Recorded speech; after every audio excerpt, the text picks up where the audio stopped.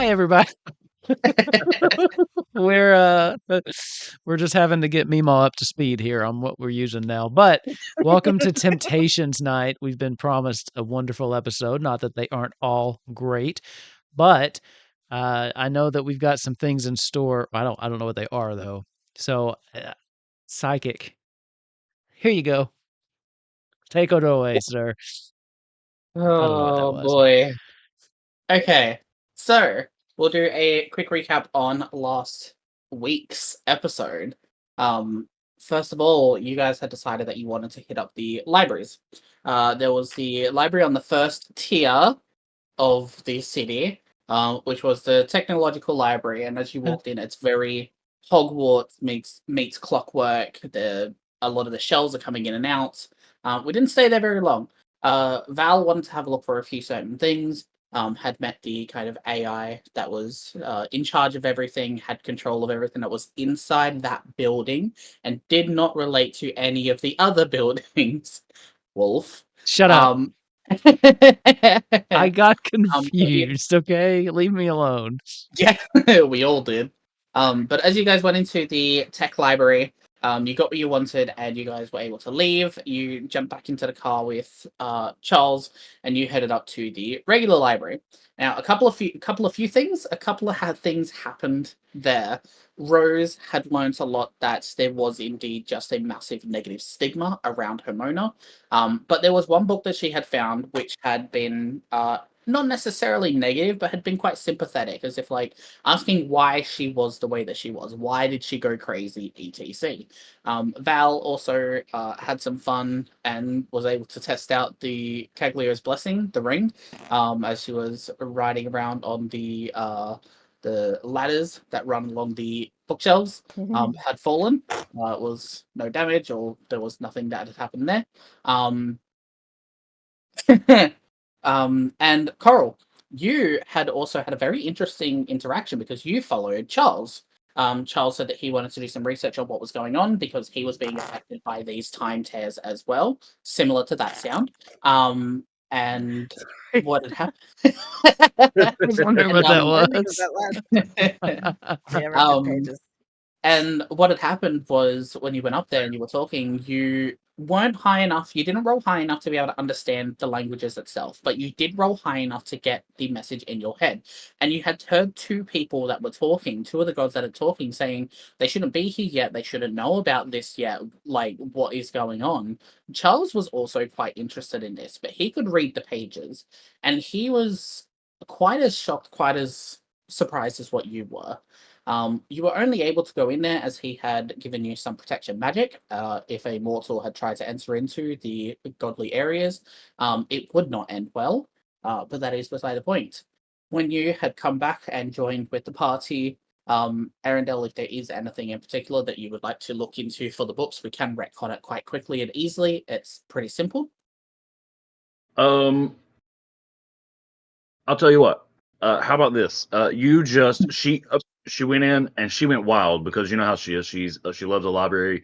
She just went wild, reading everything she could. And she was a little unfocused, so she was just like grabbing whatever she saw. What did she see? Okay. So, because Arendelle is quite still religiously motivated and is very interested in the theology of the worlds, what I'm going to do is for the game moving forward, I'm going to give you an advantage permanently to your religion checks, and I'm also going to give you a +1 to your history. So that'll be your kind of benefit from just grabbing everything that you can. I should miss games more often. That sounds awesome. You'll get yours. But yeah, as we kind of started to grab everything that we wanted, Val got to keep a couple of books, Arendelle got to keep a couple of books, Coral was shell-shocked, did not even think to grab some more books, and Rose was just kind of taking stuff on Hermona's history. Obviously, you didn't get a whole lot because you already knew a lot of the history, you knew what was going on, so it would make sense to kind of figure out what's happening. After you guys had left the library, you decided with Charles that you were going to go and take out the Time Displacer Beast. And as you kind of walked in, I rolled horribly It was great for this fight. And Kellen called me out like, this was easy. No, it wasn't supposed to be easy. I just couldn't fucking hit anything. Yeah. But you guys, Well, we also had a basically lot of played with it. electric and thunder damage too, though. Like we had a lot Yeah, of. Yeah. so you guys played with it basically and had a lot of fun. Rose was just basically calling down lightning every single turn. Coral was standing there like, is this thing supposed to hurt or whatever? And Val unlocked her legendary ability, which she gets to do once per day, which essentially lets her combine two of her spells with the highest level spell slot being used, but only one spell slot being used, and you can combine the effects to create it however you want. Basically, chemist. Alchemy, chemist, tinker, stuff like that. So that is where we finished off. We finished off with the fight, and I need to make sure that I don't stuff up and give you guys the wrong sessions. But we are going to start the session in D&D Beyond in the maps. So just press on the play button on your character sheet or launch the maps. Saying that for Ravnok.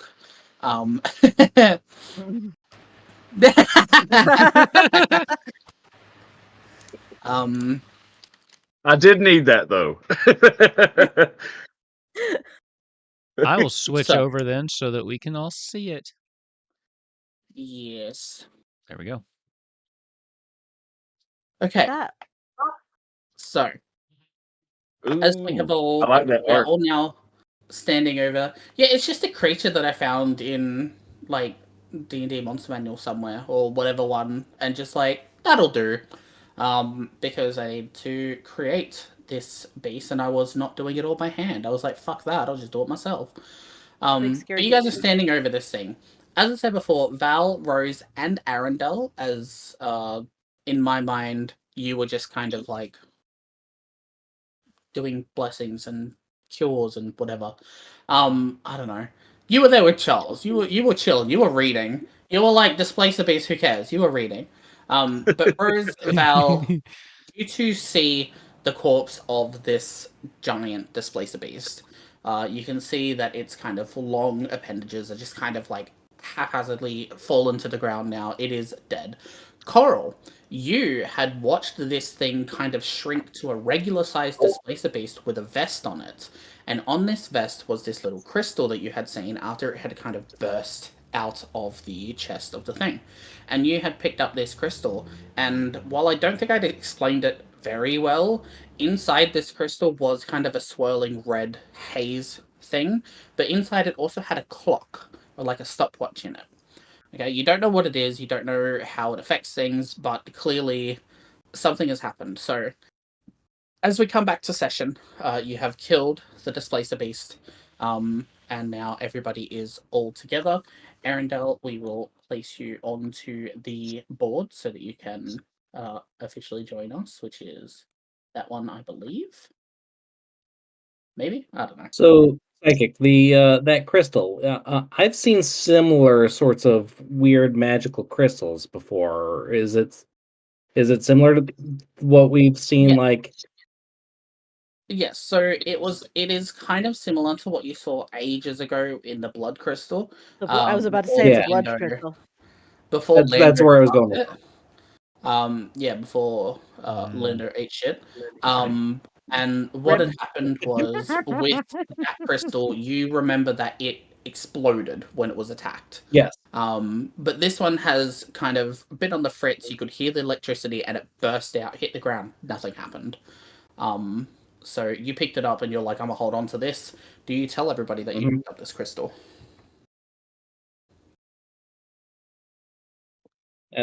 Yeah, guys, I've seen one like this before. Yeah, What, this a is displacer beast. no. But this. I pulled up the crystal. Do we even see that? The crystal, yes, you guys will see the Do we crystal. see it now? Okay. Huh, Yeah. Where did that come from? Well, it came from the displacer beast, and yeah, I mean, last time, I saw one just like this, like after, back, I think Torval had one of these. Well, It why kind of would it like when it fell to the ground, it shattered. So I mean, it looked just like this. It's been a while, but I think it looked just like this. was that somehow? I mean, this beast was mechanical, right? Was that somehow powering it? That would be I the logical thought there. Yes.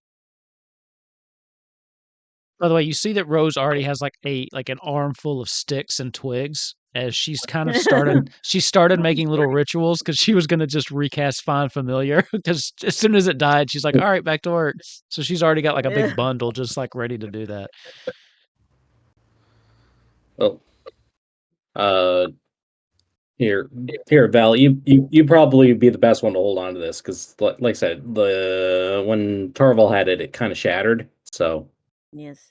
Yes, I believe I have some space for it. And I'm sure that somewhere in my backpack is a nice little safe place to put this thing. I got a lot of pockets. That oh thing. yeah, you keep all sorts of fragile stuff. That's why I was in. Yeah.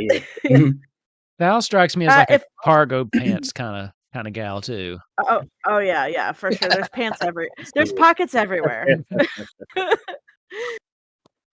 Alright, so as you guys have now defeated the Displacer Beast, you will remember that you were asked to basically bring it back for the bounty to gain a bunch of gold, payout, and then you can do what you wanted before you wanted to head to the tower.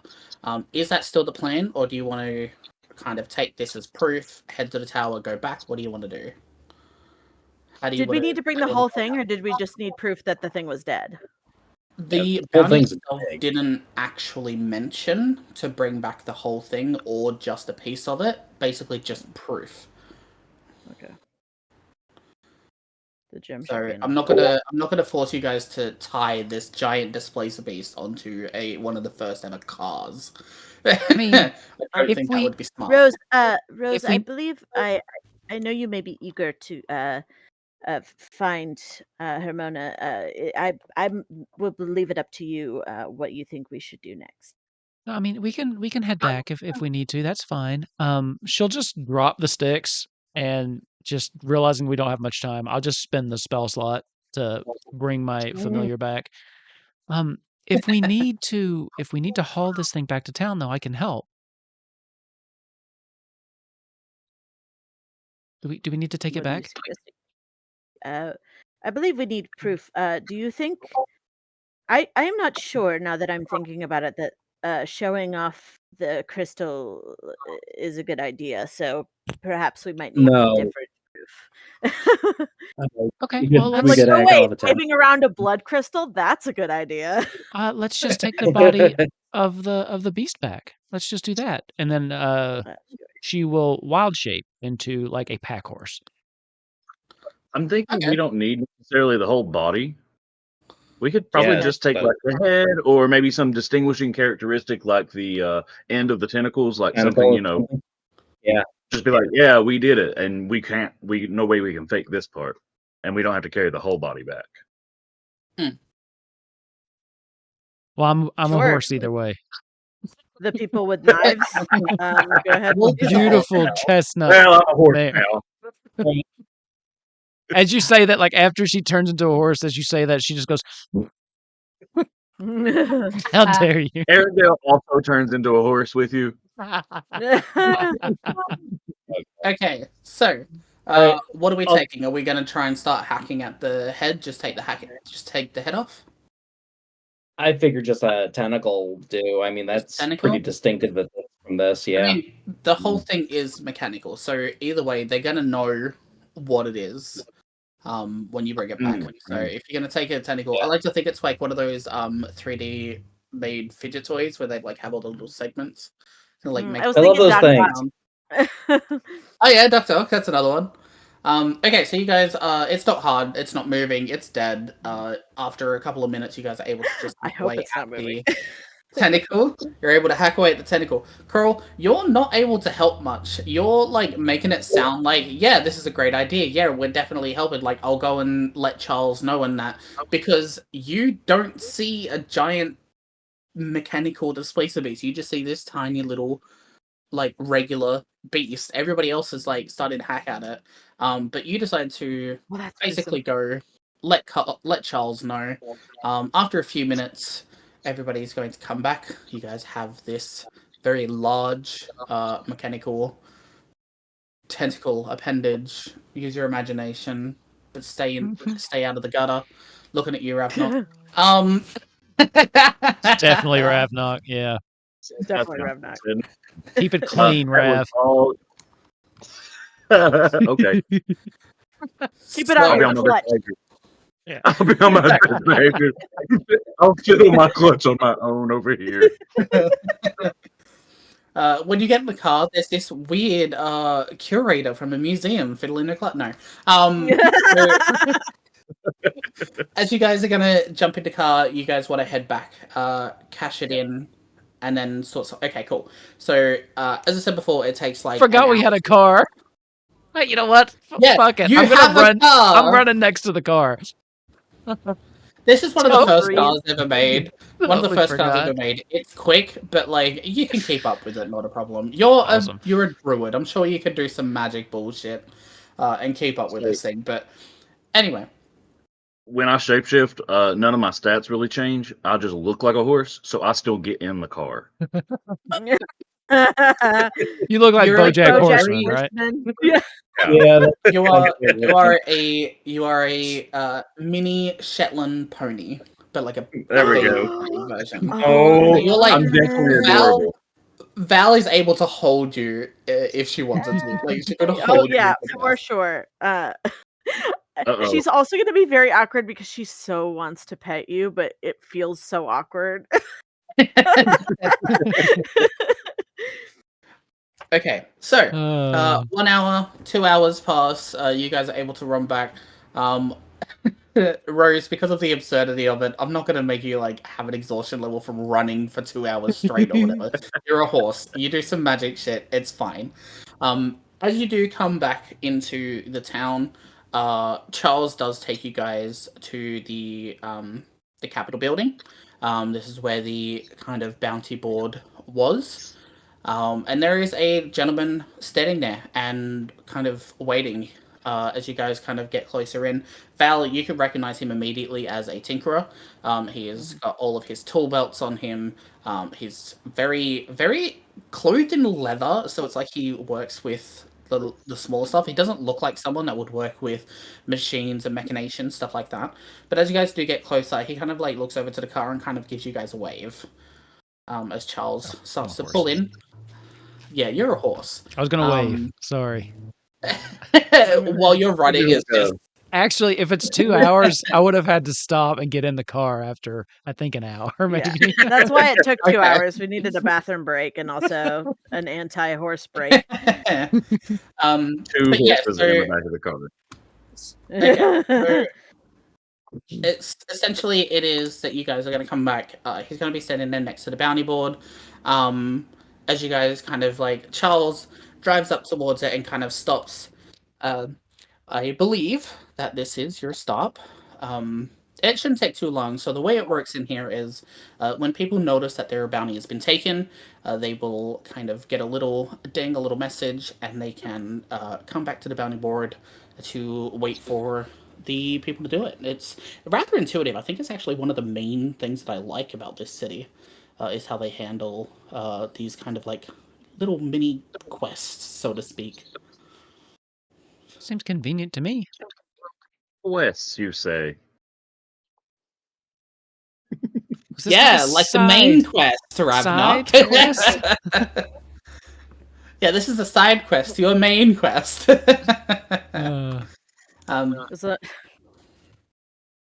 as you guys are gonna hop out of the car, you're gonna see this quite short halfling kind of run up to you guys, and he's like really giddy. He's looking. He's like, "Have you got it? Have you got it? Have you got it? Did you do it? You did it, didn't you? It's dead, isn't it? Yes, it is. It is deceased. Shit. Okay, well, I mean, Is that not a good thing? I would have liked to have had it alive. Obviously, then I could have tinkered with it and made something new. But I already knew that it was dangerous, and it got out of its it got out of its cage, so Well, I in had to. in our defense, there was a really bad thunderstorm, and it didn't really stand much of a chance. Oh yeah, that's not good. Okay, so I feel like it is best that it still works. I mean, obviously you have the mechanical appendage. Obviously that is proof. There is no other mechanical displacer beast, so that has to be the one that it is. So he's gonna like reach into his pocket and pull out a gold coin and place it into Val's hand. As he places this into your hand, you're going to watch the coin expand and round up into a bag of coin. Cool. Okay, so that is payment for it, and I'm going to take this and cry for approximately 2.5 seconds because that's all I have left in my schedule before I'll be busy again. He's going to start crying for exactly 2.5 seconds, full tears, and then just stops. Okay, back to Val work. just go, your sadness is acknowledged. That's lovely. He just thank you, and then he's going to be like, okay, back to work, and then he is going to teleport out of existence. He is going to go back to his workplace, his workshop. So He explodes. What did we get? What did we get? So We I- received the amount of money that I believe we were promised. Yeah, I don't remember how much that you got was. it in your notes. How much was the money? Because I can't remember if I gave you guys. Come on, Ravnak. How much was the money? 40 I can't billion remember if I gave you gold. guys like wasn't here. 4,000. No, this was You were this here was for the day- bounty. Yeah, Yeah, for the that bounty was- when we picked up the bounty. Hold on, let me look for my notes. Because I can't remember. I know I gave you guys a fair amount, but I don't think I gave you like lots. You didn't give us golden vault numbers, I'll tell you that. Oh god, no! No. No one's given golden vault numbers. Damn. Well, that's designed so that you can show up in 3 levels with stuff. It's true. But yeah, so I'm in the wrong part of my book here.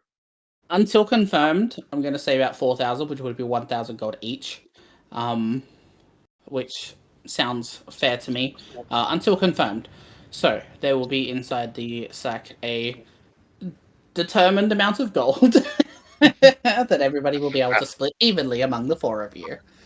Even though Arendelle did not help as much, Arendelle is still part of the party, and I will not take any Aaron of this. Spirit. I will not take any of this. No, you didn't help slander. Oh no, they definitely helped. They gave us the courage Yeah. to fight on. Mm-hmm. Knowing that if we fell in battle, they would live on to tell our tales. And I might That's have all notes motivated. about what you're supposed to get for this. There's that too. Yeah, that's true. Are you still picking up feedback from your own mics? Me? On mine? No. I think Okay. you're- I turned. Yeah, I tried to think mess you're with good my now. settings, make sure that wasn't happening.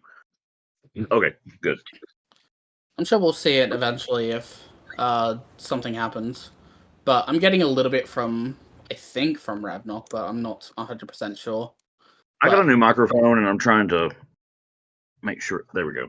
That should be better. Okay. Anyway. That is better. So, we're going to go off the assumption of about 4,000 gold. So you guys will have 1,000 gold. If you guys want to, it is starting to become around dusk. It's about 5 p.m. The sun is slowly starting to fall slightly for the night. If you guys want to, you do know that you do have Charles' residence to be able to stay in for the night if you want to. Or you guys can just keep on going. It's up to you guys. Do you want to take the rest beforehand? Might I suggest that perhaps we may do some evening shopping and then leave first thing in the morning for the tower? Yeah, I'm okay to wait another day. I mean, it's not going anywhere, right? It's a big tower. The teleport disappears. Yeah. The teleport disappears. Fuck it. As soon as I said it, I was like, I guess it could go away. We go and it's like 1,000 years in the past, and it's not there. The think it'll teleport be- disappears and the tower is fine. Yeah, I'm okay to do that. I mean, I'm not really in a hurry. I mean, I'm in a little bit of a hurry, but I'm fine to wait another day. Y'all want to go shopping? Yep. I would love to go Just real shopping. quick. Shopping. We got money. Shopping montage. I have so much money now. Gonna get some cute guys- shoes. Actually, you were correct. It was 4,000. So we've got 1,000 Okay. each. So what we'll do is, obviously because this is going to be the last session for a little while, because I'm out for the rest of the month, we are going to do it a quick style kind of thing where you guys have a look around while we're still playing. Anything that you guys want to get while we're doing stuff can be just added in as long as it's paid for, yada yada. You guys do have like a good 4 or 5 hours before shops would close for the night. So if there's anything that you want to do, any blacksmithing that you want to do for armor, if you want to add anything to it, if there are any potions that you guys want to buy, spell scrolls, etc., feel free to just add them in. And then if they come up and they're relevant, you can be like, hey, when we went shopping, we got this. Obviously, don't be stupid. Duh. But yeah, like, I went shopping and now I suddenly have this fucking thing that lets me cast Wish 3 times a day. Like, no, fuck off. No, I think No, Rose is there's just an gonna. antimatter rifle that I think Belle would love. I think Rose is just gonna buy like a cute little sun hat. That's what I wanted to go shopping for. So That's adorable. like little flowers on it or something. Let me do that. No, it is that way. How do you want to set the prices? I mean, Actually, never mind. Let me ask a different question. Are magic items available? How does that work? Yeah, so I mean, you guys go shopping. You're in a major city, Okay. so you guys are fine to, just grab whatever you want as long as it's within the price range. Elephant is Okay. only 200 gold. Say We could get an elephant? elephant. Elephant? Yeah, like an elephant. Oh, getting an okay. I was confused for just saying it was like, is this like a thing? I don't. But Val, like a I lot of don't- stuff doesn't have a cost. You're supposed to just make it up. So how would you like to do that? Well, I'll make it this way. If you guys want to get a uncommon item, we can do that for the price. So you guys can have an uncommon item each. Okay. Which I think is 1,000 gold anyway. Let me have a look. They do Uncommon have item. suggestions in the new DMG, I think. Yeah, I so. think there's a suggestion if you want to just say that's the price. Yeah, we can do that. We can look it up. Not a big deal. Everyone can Yeah, have we can one. move on. I don't want to hold up on this. Yeah. Everyone can grab one uncommon item of their choice. Sweet. Oh, cool. I would recommend for Ravnok a difference or testing the microphone because I'm still hearing the feedback. Sometimes when I'm talking, I'm sorry, I love you. But yeah, so everybody can pick one uncommon item that they want. I do not care what the item is. It is for you and your character. I just obviously trust you guys not to be stupid with it. So yeah, I'm looking at you, your Will. faith is. I will try not to disappoint you. We have 2 religious characters in this campaign. My faith is quite high. All right. I don't want to disappoint you, so I'll be reasonable with my uncommon item that I find. It doesn't really bother me too much, but as long as it like makes sense or whatever, who cares? So, you guys have done a little bit of shopping. With Charles being the driver, Charles has had to drive you guys all over the place. It's very dad chaperoning the girls, but it's also really funny And Coral. because it is basically Coral chaperoning the girls, which is also adorable. But as you guys have gone through for the night, everybody is a little bit tired. You guys have just fought something. You're feeling a little bit exhausted from expended magic. You guys have also just run around the city a little bit as well. So Charles decides to take you all back to his place, which is a safe space that you guys are already made aware of, because obviously Charles lives there. He is a god, therefore there's got to be some protections in place. It doesn't require a roll. Val probably has a bit too much fun looking at all of the different things that are around the house that are the protection. Everybody else is just looking at the cool shit that he has. He's very aesthetically pleasing. And as we said last session, it's very New York theater major. There's like posters, there's plants, there's a loft and everything like that. But there's plenty of room, there's plenty of space for everybody to get a quick and easy long night's rest. So you don't have to worry about anything. Gonna take a long rest. Yes. Mhm. So it is best to do that. Love it. Are you right there? Bitches Right there, love long rests. I'm People bitches. looking a little lost. You good?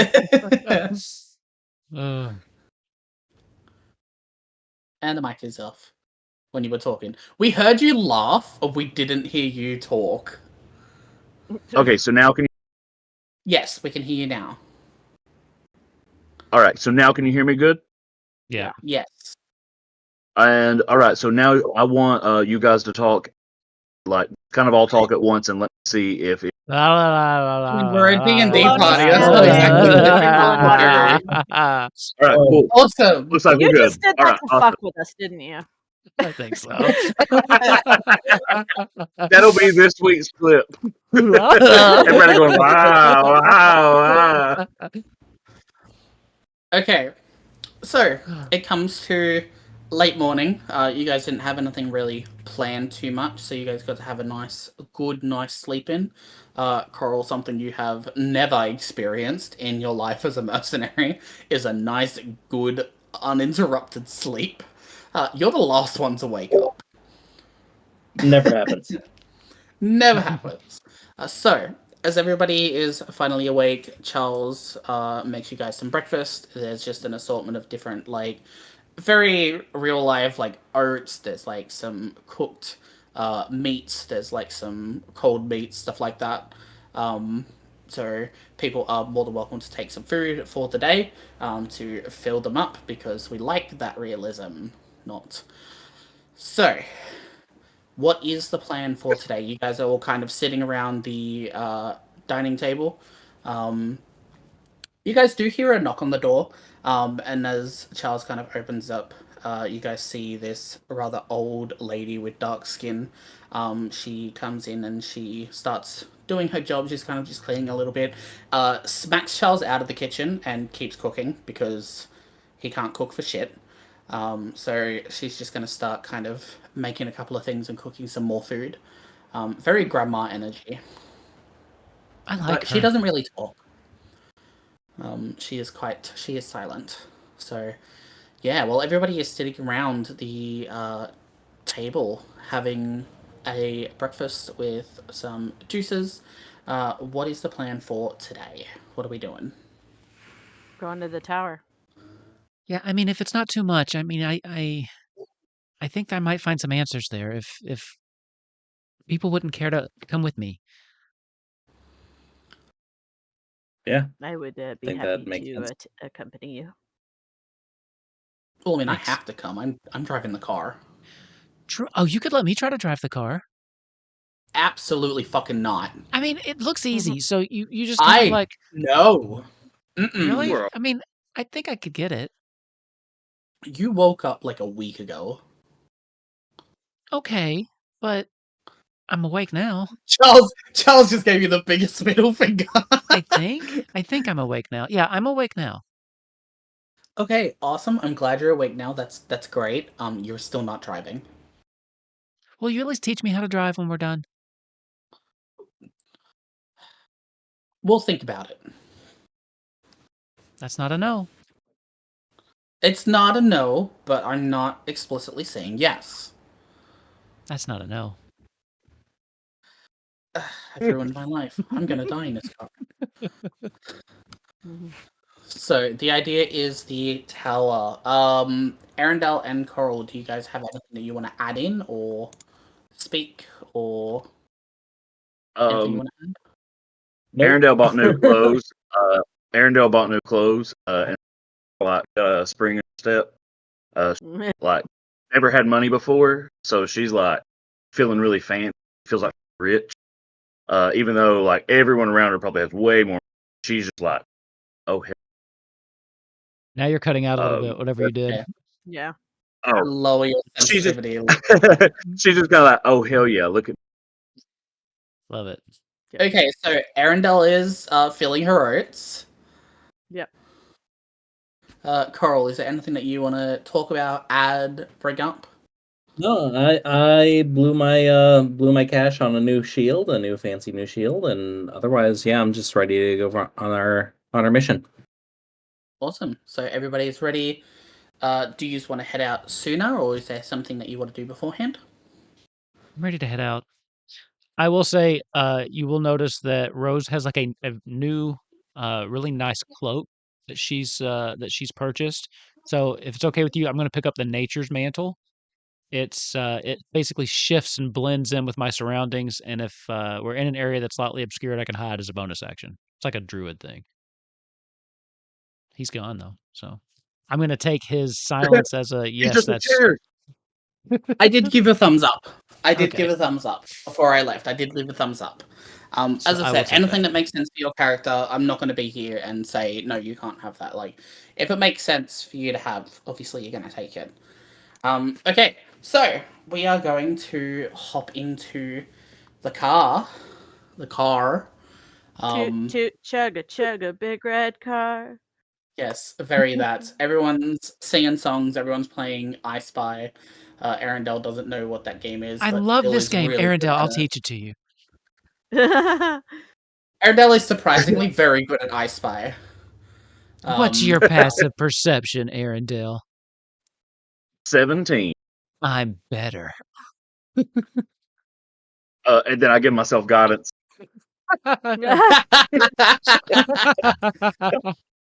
Me too. Alrighty. Oh, God. I had to check if I had it. Okay, go on. Okay. Oh, we're all becoming Alright. such good friends. Yeah, we're bonding real well.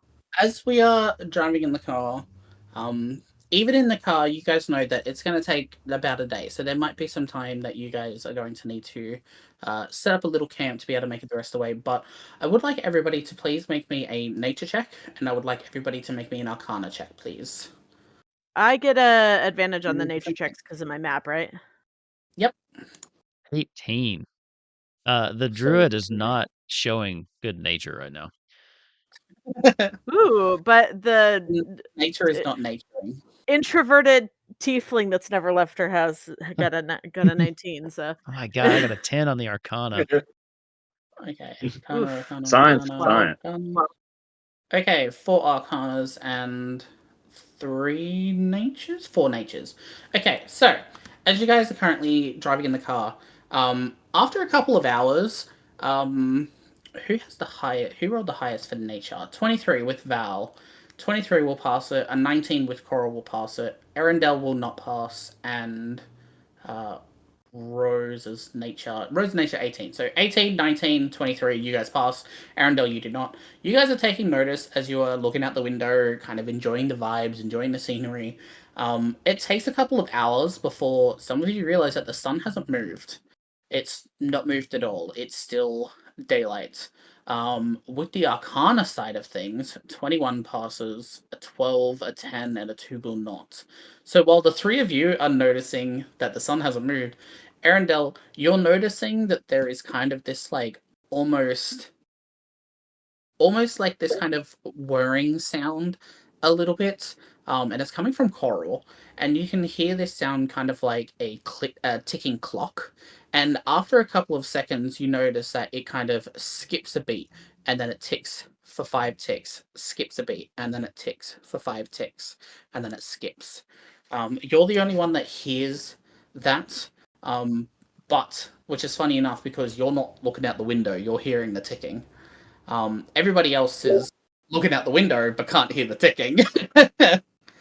So when I'm hearing the ticking, you say it comes from Coral. Yes. Do I do specific than that, or am I just like I can tell? You recognize that it's something that Coral has on them. I don't Okay, I'm think not turning you into a robot. Coral is now a Warforged. Oh. No, so Coral, you can Arendelle, you can hear the ticking. It's coming from Coral. You guys didn't see the clock inside the blood crystal. You only saw the crystal. So you don't. I have the specifically blood know. crystal. So you've got it. So it's coming from Val. So Okay. Yeah, I you gave it can to Val. hear the ticking. But Coral, you're the only one that knows that there's a stopwatch inside it. Nobody else really took any notice of it. They just saw it as the crystal. But as you guys are kind of going through, does anybody pick up on it, or are we letting it go for now? I'm hearing a ticking. I'm checking it out for sure, especially if it's coming from me. Luckily, you are not hearing the ticking. Has anyone noticed that Oh, the great. sun Wonderful. is just kind of like hanging up there? I feel like we've been driving for days, but it hasn't moved. It hasn't been days yet, has it? I don't know. The sun's not moving. We only left the city a couple of hours ago. That reminds me, Charles, are we there yet? Oh my fucking god, I swear I will turn your car around. Is No, I it won't. possible That's- for me to? Sorry. No, go.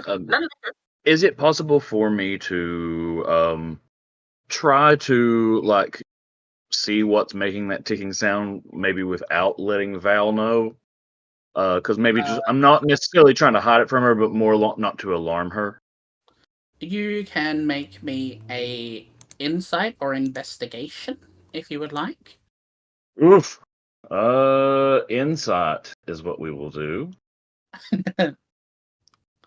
We need to throw this 13. thing out a window. This thing's gonna explode. A 13. You are able to kind of have a look around, and it is entirely dependent now on Val. Where is the crystal? Is it in a pocket? Is it in a bag? Are you having it on you? What are you doing? It is in a side pouch of my backpack. I'm not sure. I'm. This is very weird and a very autistic thing to do, but I don't think she would have taken off her backpack. So she's awkwardly sitting in the car, like. So it's like there's like a side pocket on my backpack that Okay. the crystal is in. Arendelle, you can make me a sleight of hand check to see if you can figure out where this is. And if not, value will be made aware of it. If you pass, then you can kind of slip it out and you can listen to the ticking. I think instead of trying to actually try to find what it was and like pilfer through Val's stuff, instead of doing that, Yeah. Arendelle, these are Arendelle's first friends ever. She wants to make sure she's following the few rules that she knows of friendship, you know. So she knows that one of the very important rules of friendship is you respect the other's personal space. And so she's going to make sure she asks. So she's going to make sure she asks Val. Val, do you hear that sound coming from your bag? I didn't. What's going on? Do you mind if I look? There is a ticking sound coming from your bag. Yeah, absolutely. Where do you think it may be coming from? This bag right here, and I'm just going to kind of open the bag, and immediately, well, actually not immediately, I'm going to ask, what do I notice? Like, is there anything else in these pockets, or is each pocket for a specific thing? Because we've already... Oh, each pocket is for a very specific thing. Yeah, that was specifically we don't have to for the say it. things I don't want to break pocket. There wasn't anything in there right now. We don't have to break say those out loud. things. It's directly yeah. below the notepad pocket, which is next to the pencil pocket. Yeah. Arendelle very much appreciates this organization structure. Oh yeah, absolutely. Temptations is just autism, the campaign. Yeah, just about social anxiety, the game. That's awesome. Yeah, so as you kind of reach in and you listen to where it is, there's nothing else in there. You just realize that it is coming from the crystal. So you can either make another Arcana check to have a look at it, or you can just pull it out and say, "This thing's ticking," or something similar to that. Well, I am going to take the Arcana check, but Okay. I also really want to say this thing's ticking while I do the Arcana check. Oh my god, this thing's like totally ticking. Yeah. 18. With an 18, you pull it out, and as you kind of hold on to it, you announce that this thing's ticking. Everybody kind of looks, that is not currently driving, but everybody kind of turns to look at this crystal that is ticking. And Coral, you remember that there was a stopwatch on the inside, and you remember that the kind of red haze, the red kind of smoky kind of look is on the inside. As it's ticking, you all count the ticking for the 5 seconds, and then it resets, and then you count for the 5 and it resets. Val and Rose, you two are the ones that are kind of a bit more technically minded in the sense of what is going on with the world, how things have worked. Rose and Val, you two recognize these as different blood crystals. They are still dangerous, but these ones have little special properties. Coral and Arendelle, you two are looking at this thing with a little bit of wonder and amazement because it is a crystal, but it's ticking, and that is a little bit weird to you guys.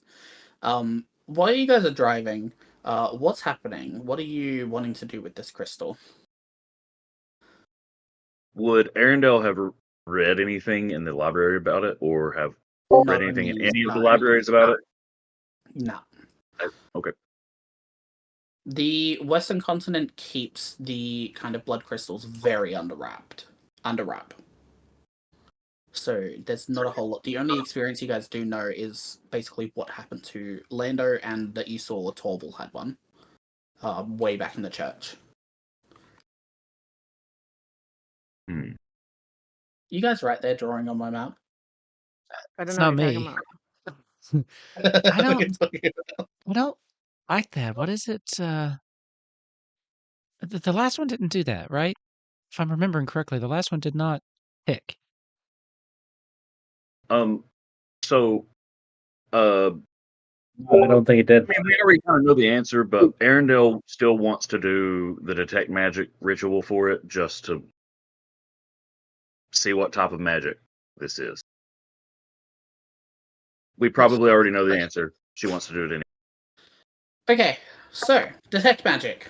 As you guys are driving along, you guys start to kind of hear Arendelle doing her prayers, doing her magic in order to start detecting as such. After the 10 minutes, or is this a spell? How are you doing it? Is it a ritual or spell? A ritual. Smart. As you guys are kind of listening to him do the prayers and the rituals, you all start to kind of hear the ticking. And as soon as the kind of detect magic starts to go off, everybody sees this thing start to glow a very golden bright light. As it starts to glow, you can hear the ticking start to speed up. It's still in those 5 ticks and resets, but it starts to half the time it takes, and then it halves again, until eventually it's doing the 5 ticks so quickly that the light inside of it starts to expand. Everybody inside the car, including Charles, is being teleported. Of course. As everybody starts to be engulfed by this light, everybody finds themselves standing out front of this giant tower. You guys, as you kind of appear, the car is not there. You guys are just kind of placed, standing on the ground. As you guys are looking at this tower, you can see that at the back of it, it is surrounded by forests. The trees as high as no one can see past them. They are very densely together. The stone. So what we would tower have itself- seen from the other side, looking Yes. over. Okay. So does Um, it feel like we lost time and that we traveled without knowing it, or was this a teleport, or can we tell? So if you guys all want to make another nature check, you can have a look around. Yeah. The end Yeah, goal I'll of this have it. was a teleport. And I did specifically have it trigger for detect magic. I'm not gonna lie to you. Because I knew that it would happen, and I was like, yeah, this is a fun little thing. 29 on that nature, baby. 29 nature, nice. 29, 8, 13. Arendelle, please give me a nature check to have a look around. Sorry. But Rose, essentially, you're going to get all the information. But Coral is not going to get much info. Val and Arendelle are going to get a little bit. The thing that you guys kind of figured out, Coral, you're a bit all over the place. You have had to deal with the gods so fucking often that you're like, I'm not even a little bit surprised that this shit's going on. Val and Arendelle, you two... Sorry? Like Coral is so sick of this god shit. Just you wait. TM. No. Yes. DM? Oh, TM. Okay. TM. Yeah, sorry. Val and Arendelle, you two are looking around. You guys are able to click in that the ticking was time itself. It was able to be timed similar to what Coral you did experience back in Birrell in the cellar. But every time that it would tick to 5 seconds, it would rewind time and it would keep on going. But everything else was still moving. So essentially, you guys basically were stuck in a time pocket with this thing on you guys. Cool. Rose. Oh, the sun. You- Okay. You notice a lot. You know that the crystal was a timepiece and was basically resetting every 5 seconds. It was only affecting those within close proximity, obviously anything that could be engulfed in the light and teleported. You know from experience previously with the with Hermona of the Past and the blood magic and stuff like that, you know that it is very powerful, but it is also very random. We don't know the effects of what it can do, which is one reason why there aren't many books on it. Another thing that you recognize is that it has teleported you to this tower. You recognize it as your old tower that you and Hermona were going to kind of start your lives inside this tower. You can see that it is completely built out of stone. The moss and the greenery that are climbing up, the vines hanging from all sorts of different scary angles. But as you are looking around and you look down, you see that the grass is very neatly trimmed. There is a path led towards the entrance covered in these quite pretty, like red, yellow, green flowers. As you guys are now standing outside of Hermona's tower that you were going to anyway. This was our And there's home. some random would have been. person sweeping the grass, the leaves, I suppose. Well, that was convenient. How does the tower look? Does it look can I tell that It it's much looks- later, or does it look like brand new? Like, would I recognize it, or can I tell that it's been like 1,000 years? You recognize it because it is something that you have had so vividly in your mind and something that you have held on to. It's very that. However, it is also very similar to what Coral had experienced and what you guys all experienced in Birrell. Okay. In that the tower looks old to you guys, but it feels new. Which is similar to the zombie back in Birrell, which is similar to the druidic nature of the town. Everything looks like it's dilapidated, it's broken down, it's old, but it is still new. If that makes sense. Something's going on here, and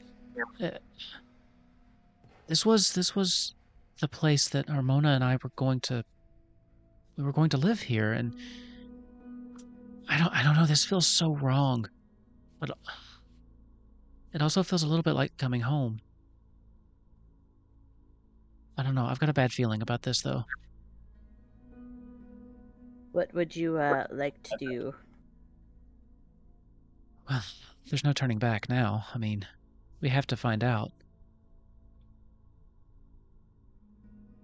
How did the time magic affect? I'm sorry. How did the time magic affect my detect magic spell? Is that still up, or is that gone? It's still up. As soon as you cast it, it'll still stay. It just teleported you guys. Okay. You said Sorry, I didn't someone mean to interrupt. was cutting the grass? Yeah. No, I was just making a joke because it sounded like someone was like using a brush. Oh, okay. I was like, do they see us? What do they think? Who's cutting Yeah. the grass? Well, I will guess- follow your lead, and Coral, you as well. I will stay behind you for sure. okay. Yeah. So this is one of the first time loops that I actually got caught in. How did that feel differently compared to like the basement or So- like any of the other? Aside from the fact that this is different because everybody was brought in with you, including Charles. Yeah. This was Yep. a very isolated pocket, so to speak. Another difference for you, Coral, is that it doesn't feel as different in the sense of each time beforehand there was a tear. There was no tear this time. There was no walking through something. It was just kind of an instant teleport. So It's just you looped yourself and then teleported us out. Yeah. exactly. So there was no tear, which means that as far as you're concerned, this is a very different type of magic, or this is a very different kind of thing. But you were also there when Lando was absolutely executed, both using the lightning and the explosion from the crystal. So all you can do is kind of correlate the idea of that, correlate. I was getting ready all to. you can Yeah. do is kind of bring that idea that either these blood crystals are very random in what they do, each one is going to be special, each one's going to be different. Because it had the clock in it, you can kind of figure out that it was just a different type of teleportation, a different type of time, so to speak. Okay. So, what are we doing? Are we walking around the tower? Trying to find an exit? Trying to find an exit. Trying to find an exit. How big around is the tower? The tower itself is a couple 100 feet in diameter. It's quite large. As you guys are going to come and walk down towards the path, because I'm assuming we're following the path. As you guys do come down towards the path, you will notice that there is a figure standing in front of this fountain. And this fountain is stagnant. It is not moving. There's still a red water kind of flowing through it. You can tell that it was working, but it is not currently moving. The figure in front of it is a white dragonborn looking person with very dark coloring in their clothing. And you guys can also see that the front entrance to the tower is slightly ajar. I thought it was a quick- door. hold on.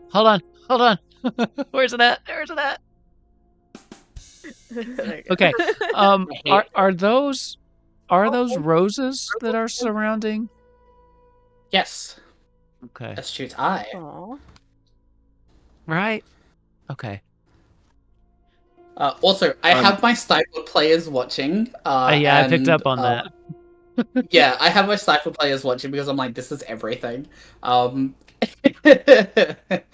Yeah, the roses were done on purpose for Temptations, not for you guys. So that whole fountain thing, all the information you got for that, Lucas, I'm looking at you, was for Temptations, not for you. Yeah. Take that, Lucas. So when does the Is my person... detect magic? Oh, go ahead. The Well, I was just going to say, is difference my detect like, magic what, seeing anything special? It's 10 minutes, isn't it? Something like 10 minutes or whatever? Like up to an yeah, hour it's or not something. long. Yeah.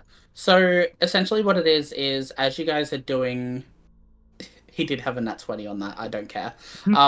As you guys are like walking around in that, Arendelle, you're pinging a lot. Like there are pings happening all over the place. The roses itself are frozen in time. They aren't moving, but they are being magically altered. The fountain itself, the water that's supposedly coming out of it, that is frozen. It's pinging. The character that you guys see in front of you, he is head to toe glowing like a motherfucker. Like, he has so much magic around him. But they are all frozen. Another thing noticing is that the flowers, the path, everything around you is lightly glowing, which gives you the impression that no matter what you look at or go in here, we're going to save time. Every single thing is touched by magic in some way. So we're just going to save time. You're always going to have a glow around everything you see. Okay. Because it's going to be easier than me saying, yes! No. Well, you know I'm going to be obnoxious and have detect magic up. You? Yeah, I know. Obnoxious? No, never. Alrighty, so Pot calling the kettle black over I here. think Rose is just kind of stumbling down this path, like a little dazed as she's kind of moving her way through, just kind of taking everything in. mhm. She has a really high passive perception, but I don't even know if she would notice the guy. Like, I think she's too distracted. Yep, right that's now. fair. So I'm gonna activate my divine sense to tell if there's anything that's like hollowed or a celestial or a fiend or an undead. Mhm. Any of these dickheads up here with us? It is not going to ping anything for you. How tall Nothing, is the okay. tower? I would say, I mean, I'm terrible with Americanized feet. I'd say it's probably like 4 or 5 floors. And when you say Okay. floors, do you mean levels? No, Do you you tiers? should. Not this God. again. If I had the power to server mute you temporarily, I would. Try it. I'll mute your ass. So yeah, so as you guys are starting to come up to the tower, the door is slightly ajar. As you guys are deciding what you want to do. Rose, you're obviously having an existential crisis right now. I feel like that's roses every day. Yeah. It's like, gosh, someone pick her up. Let's go. Yeah. Val, Coral, Arundel, as you guys are kind of walking around. Val, you're the only one that hasn't done anything yet. Is there anything that you want to do, or are you just kind of fascinated by what's happening? Fascinated by what's happening. Also, it's about 50 feet tall. Okay. That's a chode. This is not a tower, it's a chode.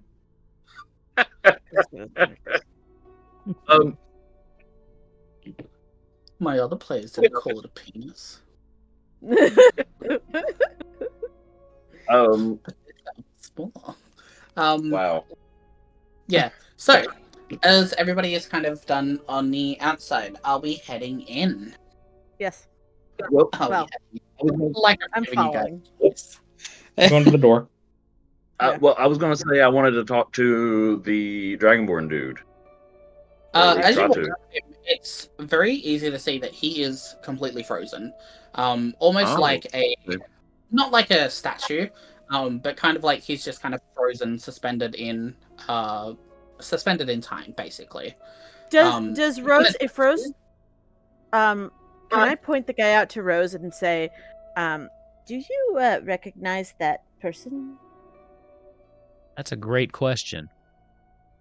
You have no idea who this gentleman Okay. is. No, I don't know. You never know. This is so weird. It's Perhaps like this was frozen I was. after you left. To me, it feels like I was just here days ago, but I don't know. I don't recognize. I don't recognize anything really. Interesting. Okay. Um, Onward. And Arundel as well. If you wanted to walk up to him and try to talk to him, you wouldn't get a response. Okay. Poke him in the face. Oh Rude. no, she doesn't actually try to. She realizes he's Yeah. he's not like moving. frozen or whatever. Yeah. Yeah, he's not moving. This dude's rude. Mhm. All right. As you But guys are yeah, going I'm through- good here then. All right. Yep. As that's what we everybody is going to start to enter into the tower, Arundel, you are the first to kind of pick up on a lot of things. The sense of detect magic goes absolutely fucking crazy in this room. The floor itself is extremely bright.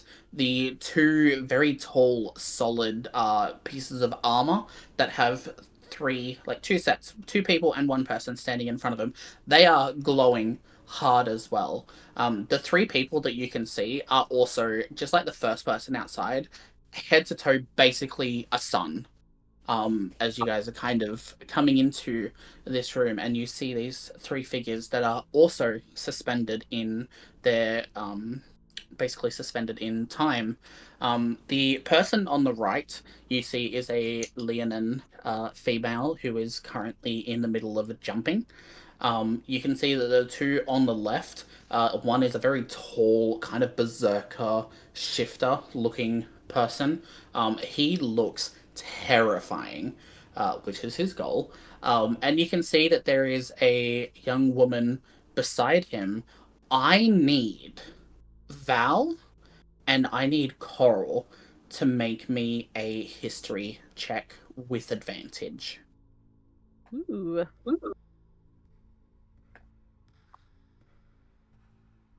Nice, 19. So a 19 and a 14. So, Coral, you are not going to recognize this person, but it tickles your brain a little bit. Val, as you walk up to this person and you kind of watch, you can see this gorgeous orange long hair. She looks very young, but you can also see that she's holding this book. And as she's kind of holding this book, you can see a little bit of a green magical vapor coming from it. And it clicks into your mind as your ring starts to warm up a little bit. And you recognize this person as Caglio. She's a cutie, the picture. Aw. Yeah, I know. This is adorable. We love Caglio. We love Caglio. I'm gonna go. I believe this on the left, this person may be Caglio. The patron of the ring that I have been wearing. What are they doing here? Why are they frozen?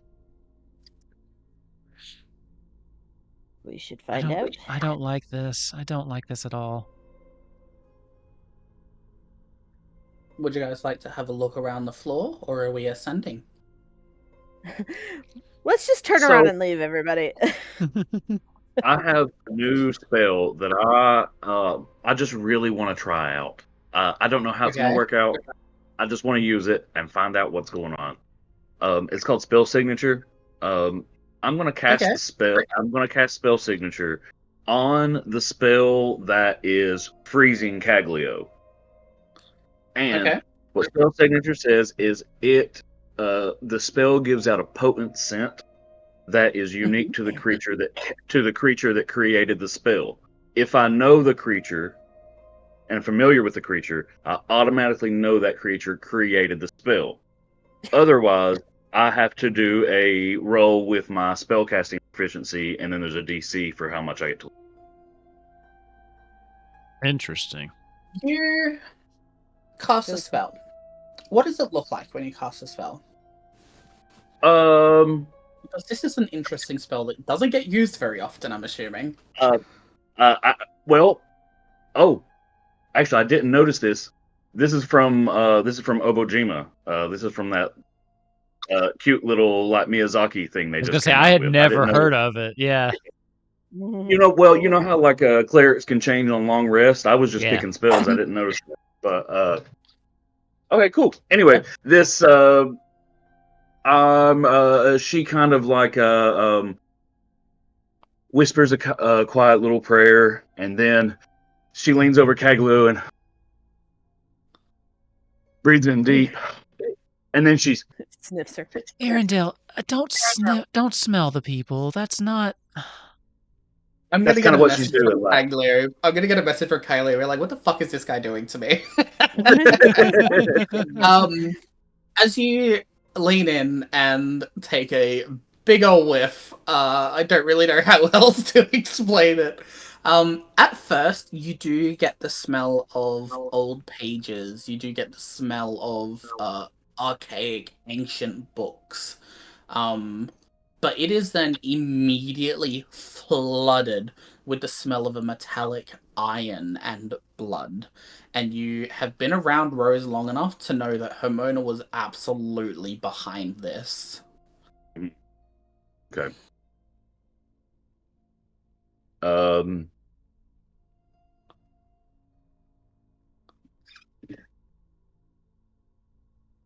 How you gonna break I don't know. I didn't get anything from it, you guys.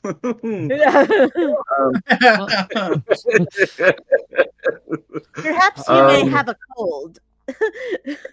Perhaps. Yeah, he got sniffles. And then I'm gonna get Val to the side, just kind of like away from Rose, to try to like let Val know. Oh no, this is a bad idea. I think you picked the worst person. Okay. So what's happening?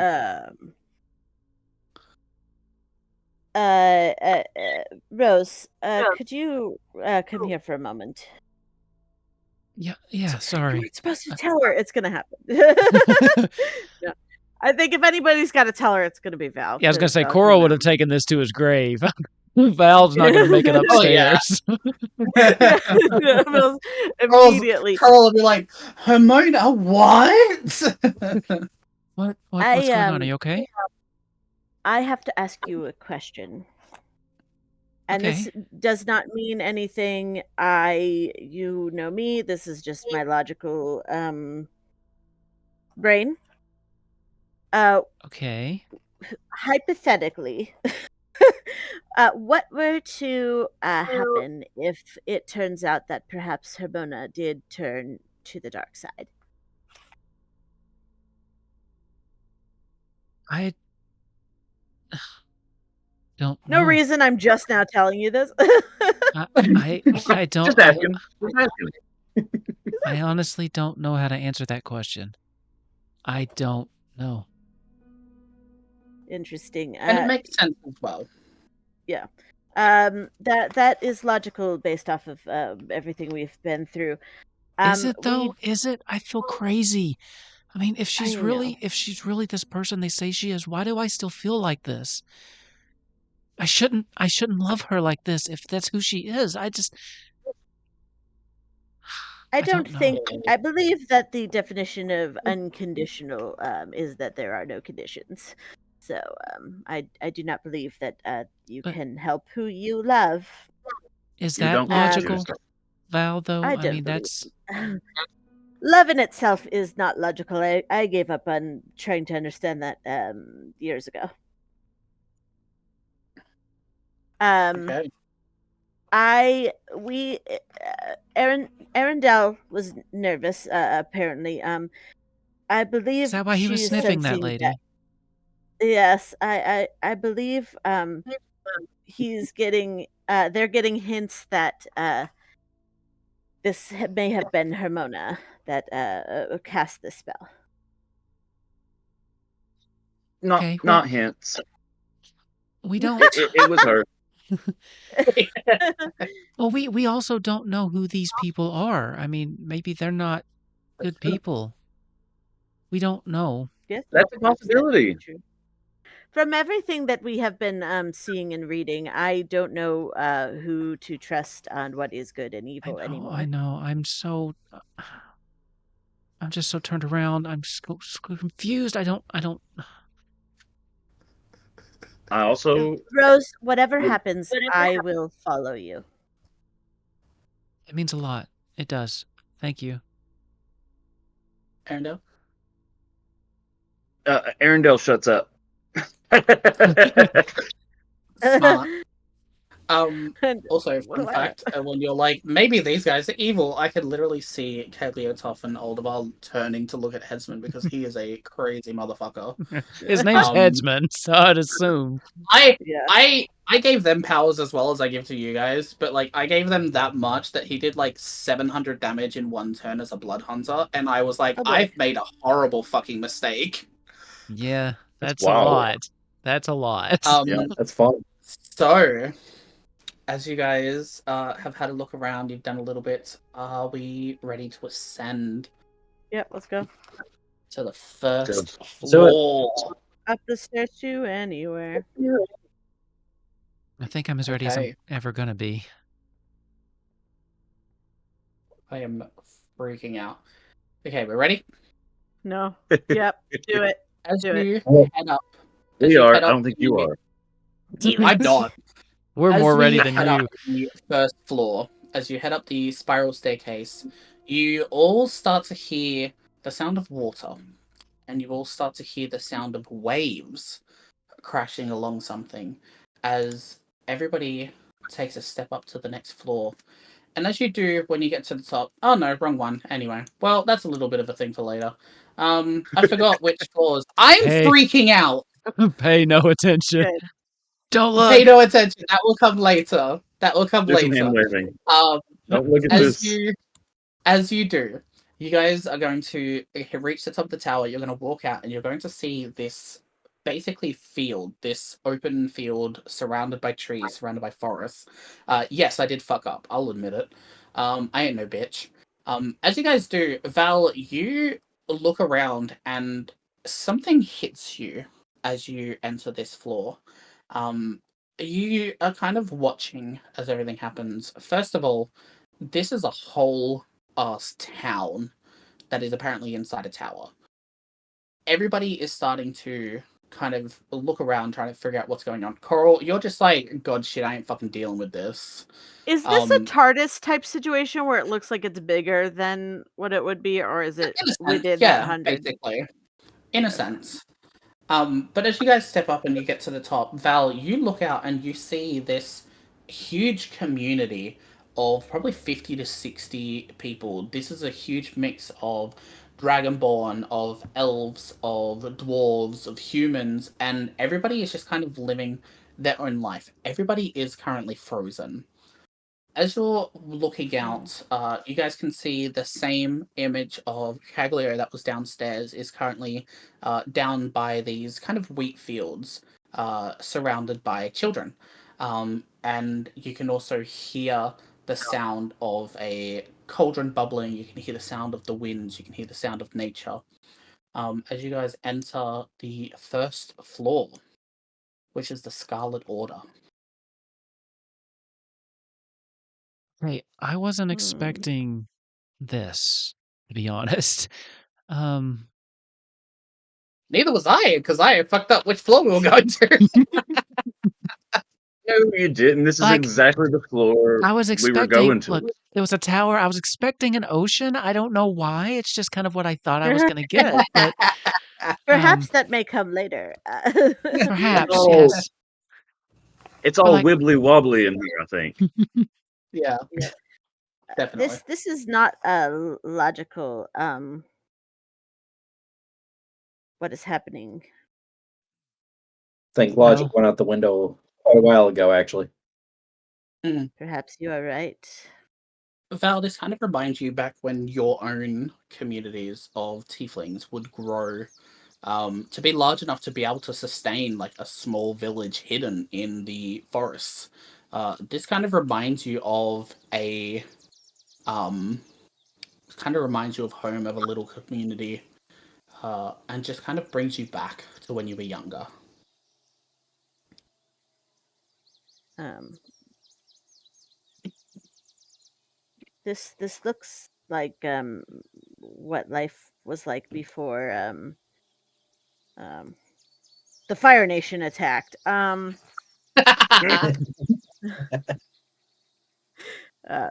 Yeah, I this missed looks that. like I a. was asleep.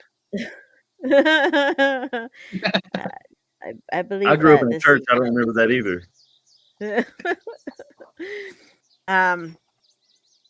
That would make you Aang, Rose. That's awesome. Yeah. Who knew? This appears to be like the communities I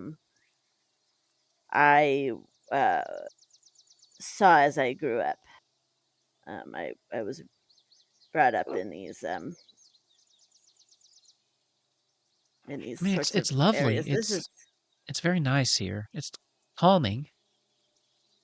yes, we have not seen anything like this in years almost. This is fascinating. All like so it looks like there's farmland, right? Yes, there's a little bit of farmland that they've created on their own. If you guys are having a look around, there's only two buildings. One you can see through the windows is very med bay kind of feeling. This is obviously where they look after their people. And as you look into the windows through the one that is next to you guys can see those same images of the Dragonborn and the Leonin as they're kind of standing. And next to them, you can see this very tall dragonborn that is just kind of watching over the two of them. They look like they are mid a heavy argument. Kegler is chilling. Like she's fine. So she's not frozen. Like they're moving around, Everything's still lively. frozen. everything is Oh, going to be okay. frozen. I'm just going to describe it. Seeing This is weird. Caglio again. This doesn't make any sense. She was downstairs. This is a. I have a feeling we may need to go all the way to the top before we find any answers. No, sorry. I think I agree. Really? Well, Carl? no one's moving, no one's doing anything, so we need to go to the top to try to find whatever it is we're gonna find here. Yeah, I Yeah. believe if the next floor is frozen, perhaps we just skip and keep going. I agree. Okay, onward. But I want to go. We're going up. You want to Sorry. stay? Andrew? No, I'm good. Go So ahead. we don't want to stay. We want to keep going. No. Yeah, let's keep going. Alrighty. To the beach, Level. perhaps? If things Level were four. moving, perhaps. Should we stay or Level should we two. go? Hey, nice. Val, as you are stepping out, having a look around, everything's frozen. Your logical mind is taking over. You know that this isn't logical. This reminds you of your past, but your past is in the past for a reason. It's already happened. You don't need to relive that. So you Sometimes you gotta leave your behind in the past. exactly. So, as everybody has decided, they are going to head up to the second floor. As you guys leave through the gate and walk up what looks like a spiral staircase, you guys all appear in the middle of a ship. This ship is rather large, it is very long, and it is moving through the ocean. Everybody that is currently on the ship is running around. They are freaking out. These ones are moving. And before anybody says anything, yes, this one was planned to move because this scene was extremely fucking terrifying, and I am using it again. Fuck you Okay. guys. Do it. So, as you guys are kind of you've landed on this ship, you've climbed up. You find yourselves in about 3 miles offshore. Okay. You find yourselves about 3 miles offshore. You can see that it is currently absolutely crowded on this ship. As you look around, there are a whole bunch of different people from all different walks of life. And as you do, you just hear this bellow, this very loud yell from the front of the ship as everybody kind of stops and you all look towards the very tall, kind of scary looking gentleman that was on the first floor, noticeably absent from the last one. You can see that everybody kind of turns to him, and you can see that there are people trying to get up to where the wheel of the ship is. And as you're all watching, the four of you can feel this kind of energy in the air, and it is terrified. Arendelle, your detect magic is absolutely off the chain right now. Like, you're almost at a level of blinded from how much light is currently in this section. Everybody else is just kind of stopped in fear of this person that's screaming. What is everybody doing? Push and As go we are on and on currently and in on this and ship. on. Sorry. Does okay, the no, ocean just sorry. keep going? Okay, so you're about 3 miles offshore. I just got a little bit confused then. 3 miles offshore, the boat is currently moving. You guys can see that there is this very large kind of veil that's kind of surrounded a good 20 miles. Like, you can see this thing as it has surrounded everything. But it also goes onto landfall, and it surrounds what you can currently see of the area as well, as it kind of comes back to where you guys are, as we're slowly starting to go towards the veil. Do we get any indication they see us? Or have they not They noticed? have no idea. Okay. Nobody has any idea that you guys are here. I potentially have a theory. If you are willing, if you're interested. Of course, I I'm am. all ears. These feel like memories, moments in time from specifically. I've noticed Caglio in each of these, and some of the other ones in the back as well. I believe this may be time moments in time from these gods' perspective. Should we Perhaps held here by magic. watch and see what happens? I mean, if this is a memory, maybe they won't know we're here. Even so, we could make ourselves scarce, but could we get some information out of watching this play out? Seeing what happens here? Yeah. Yes. What is the headsman saying? Yelling, screaming? So the headsman is screaming out. I am not doing his voice because he is so deep, and it's kind of terrifying.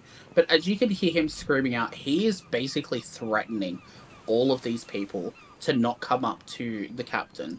You guys can only just see over. You can just see Caglio. You can't see the other two that are on the map. I'm just going to let y'all know now.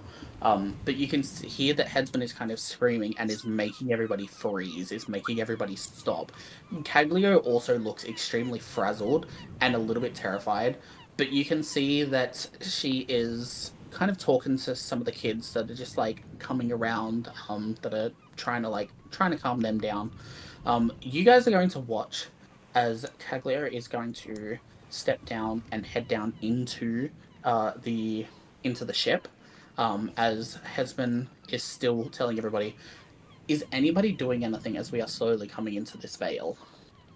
Is Caglio in each of these levels?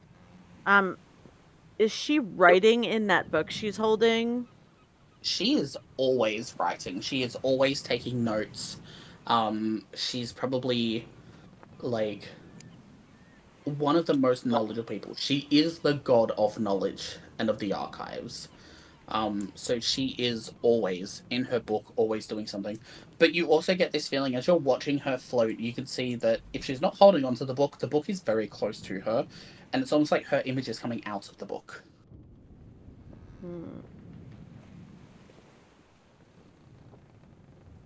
Okay. Should we follow her? Or see how this plays out up here? I don't know how comfortable I am with us splitting up. Oh, I don't think we should split up. I think we pick one or the other. What do you Arundel's ride or die. She's just following, but she is going to end her detect magic because if it's that overstimulating, It's hurting. Yeah, I believe. like, I believe this may be Caglio's memory, so perhaps we should follow Caglio. Coral? What do you So think? this is Keg. Can we try to wake up? Do you think we're dreaming? Chrissy, wake up. Well, it might not be us dreaming. It might be Caglio dreaming. We're just stuck in it.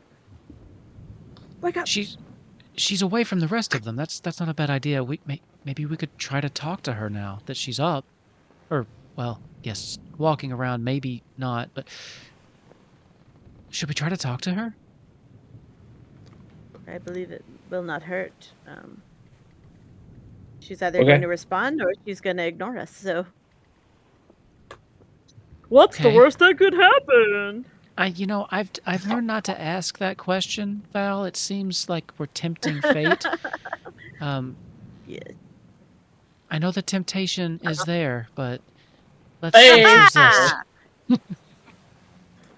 He said the thing. He said the thing. Okay. I am going to give everybody a fresh round of inspiration for heading down and following Caglio, because I am getting so many messages and I know you guys are going to head down into the ship. As you guys head down into the ship, you follow her around. You notice that you guys are kind of pushing people out of the way to get down into the bow of the ship.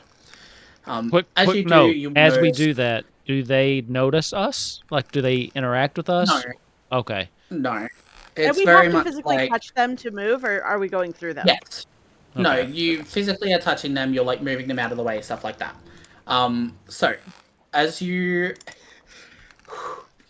are going down into the bow of the ship, you notice that along the walls there are a couple of these cannons that have been placed through the little portholes, and you watch as Caglio is standing towards the back, and you can see that she is looking at and watching over these children and trying to calm them down, trying to talk to them. You guys said you wanted to go up towards her, yeah? Yeah. volunteer someone else to talk, but that's just I'm a little nervous. Who wants to do it? And my charisma's not great. Meh. Coral's our best talker. I know. Have at it, Coral. Well, We he's all not just the stand. smartest. We all stand behind Coral. We're just kind of pushing. All right. Okay. Actually, you guys have we're all- taken too long. As you Me are all too. standing there deciding who to talk to Caglio, you feel the ship kind of hit something. You guys would notice that it has kind of hit the veil a little bit, but you watch as it slowly starts to pass through and everything is kind of going through. You watch as the veil starts to appear at the end of the ship, at the bow. As you do, you watch as Caglio and a couple of little kids, a couple of the parents, pass through without a problem.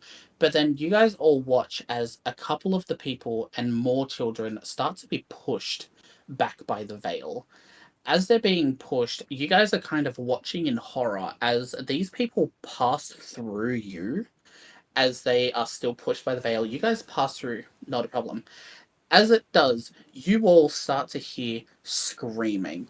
You all start to hear this blood curdling, crazed level of fear. You hear the sounds of people jumping into the water. You can hear the splashes. You hear the bumps as the ship is running over people that have jumped overboard to try to get away from this veil. As you watch this veil push back and you see these people be pressed and completely pressed against the back of the ship as they become nothing but blood intestines. You watch as it makes a complete mess. The ship still going through as everybody starts to still scream, as everybody's still doing everything. You start to hear headsmen, you start to hear two other voices upstairs. You start to hear these people crying and calling out and trying to force people to either get off the ship or deal with their fate. But you watch as Caglio just watches everything, is still trying to calm down these children, and you watch her shut down a little bit. And you watch her almost go into an automatic reboot mode as she pulls out a mop and just starts mopping the blood off the floor, the intestines, the body parts, as everything is just starting to. She's just cleaning. Did they know this was going to happen? I'm trying to wake up because I'm now convinced that this is some sort of either illusion or a dream or something. This can't be real. This literally cannot be real. This is either the gods fucking with us again or something. Okay. Coral, you try to wake up, and no matter what you do, nothing's happening. You're not asleep. You are awake. And this fills you with so much hatred for the gods. This fills you with a level of just you are not happy.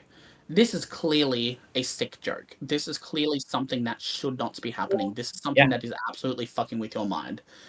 Charles has not been with you since the bottom of the tower. And you start to have a bit more doubt in Charles. You start to have a bit of doubt in everything that's going on. As you're watching this, you're just basically watching all of this unwanted, untold bloodshed, and it's still throwing your mind back to all of these missions that you've done as a mercenary, all of these jobs where you were basically sent on suicide missions. You've been sent on these missions that were aimed to kill you, and you have always come back out of it. And it's starting to trigger a certain level of PTSD in your memory of all of these times you've watched these new friends, these new people that you've worked with that are killed for no reason, purely because of what you are. As the ship breaches through the veil, the four of you start to kind of gently trickle a little bit. And as the four of you are not currently near the stairs, the four of you are going to glow, and the similar sensation of the crystal earlier with the clock starts to expand as the four of you are teleported to the next level. Okay. Also, y'all should be proud of me. I gave you guys like 20 seconds of that. They had a whole fucking 2-hour session going through that. That was fucked up. Okay, Oh my I god. told you, these are not good people. Uh, Did you see her? Did you see her? As those people died around her, she started mopping. As if she did not care. As if she was Yeah. broken.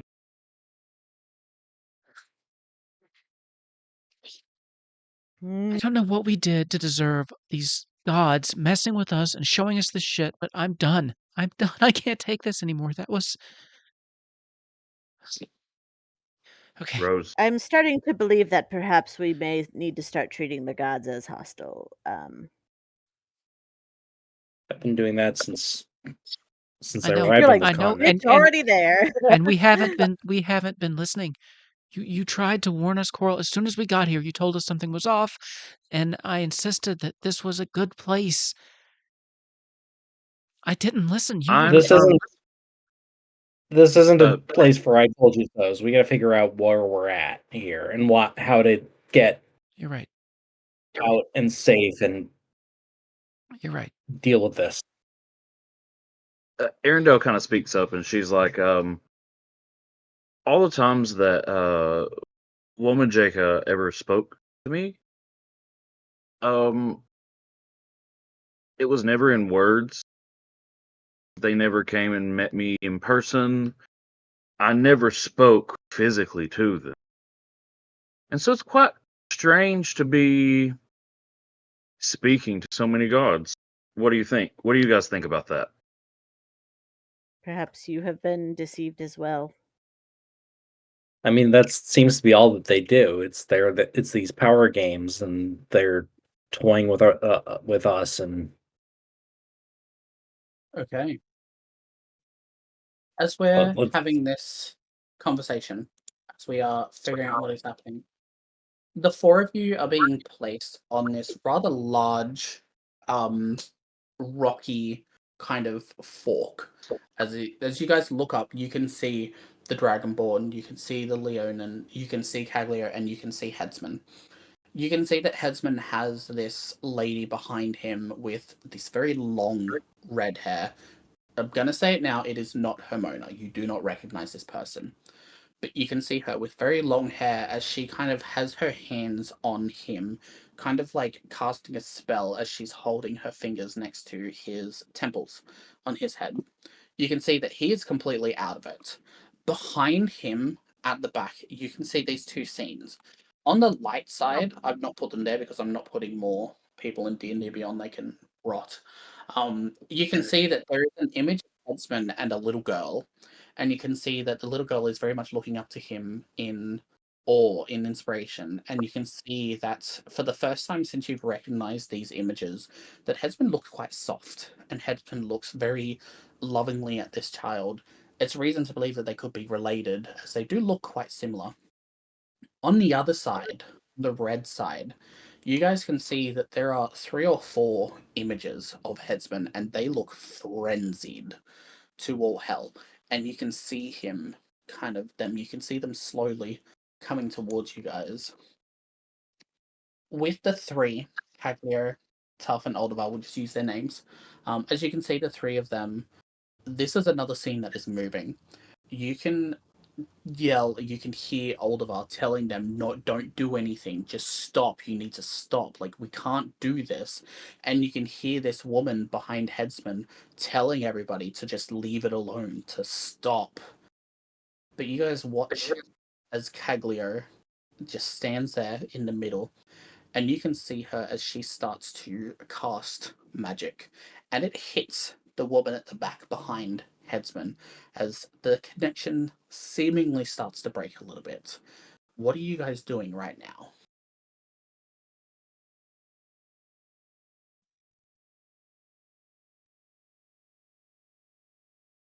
Man, this is weird. I think I look to Coral. yeah,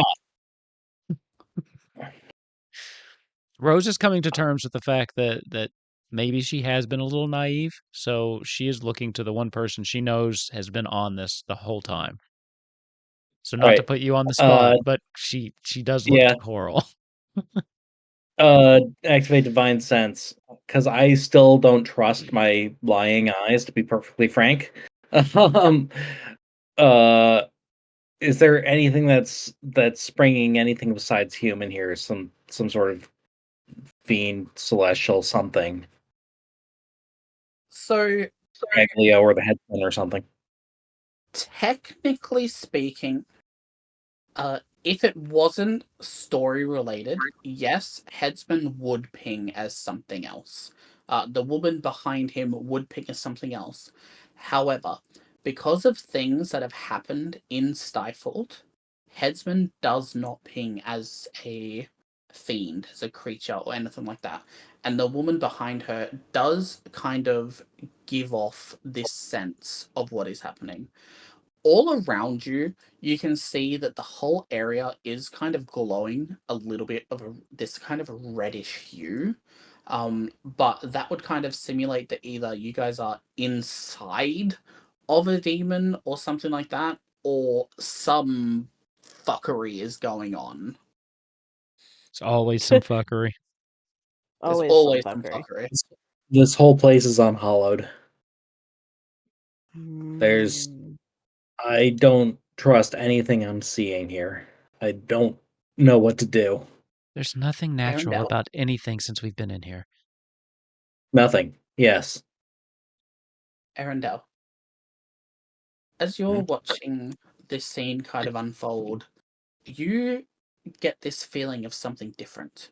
You feel this kind of almost divine sense running through you, and you're starting to look at this in a very different light to what everybody else is. Everybody else is seeing this scene where Caglio is fighting this woman. You're standing there watching everything. You can see the light, you can see the darkness, you can see the two sides, and your mind starts to go into this kind of headspace where you're almost starting to make sense of what's happening here. You can see that something is happening where we can see the light and the darkness in this person. You can see that the group in front of you is clearly trying to stop something or trying to do something, and with this woman behind casting this spell, you almost feel as in yourself with how you feel about how you have recently just been born only a few years ago and how you're slowly starting to get used to things. The split between doing good but also having that chaotic nature inside you. You're one of the players here in this campaign where the most relatable feature about you is that you don't have a true sense of good or bad. You're just doing what you have been taught is right, essentially, from the church and the scripture. As you're watching this unfold, the four of you are going to watch as the woman behind Headsman lifts her hand up and cast this spell out. And you guys watch as Caglio is hit, and Caglio is hit hard as she stumbles back a little bit. And as she does, she's hit a second time. And as she's hit that second time, she's thrown backwards slightly until everything freezes. And you guys can watch as Caglio is thrown backwards. You can see as Tough and Aldevar, their mouths open as they start to scream. You can see Headsman beginning to react and pay attention to things. And you can see this woman behind them with this almost horrid, sad look on her face, as if she completely regrets what she's done.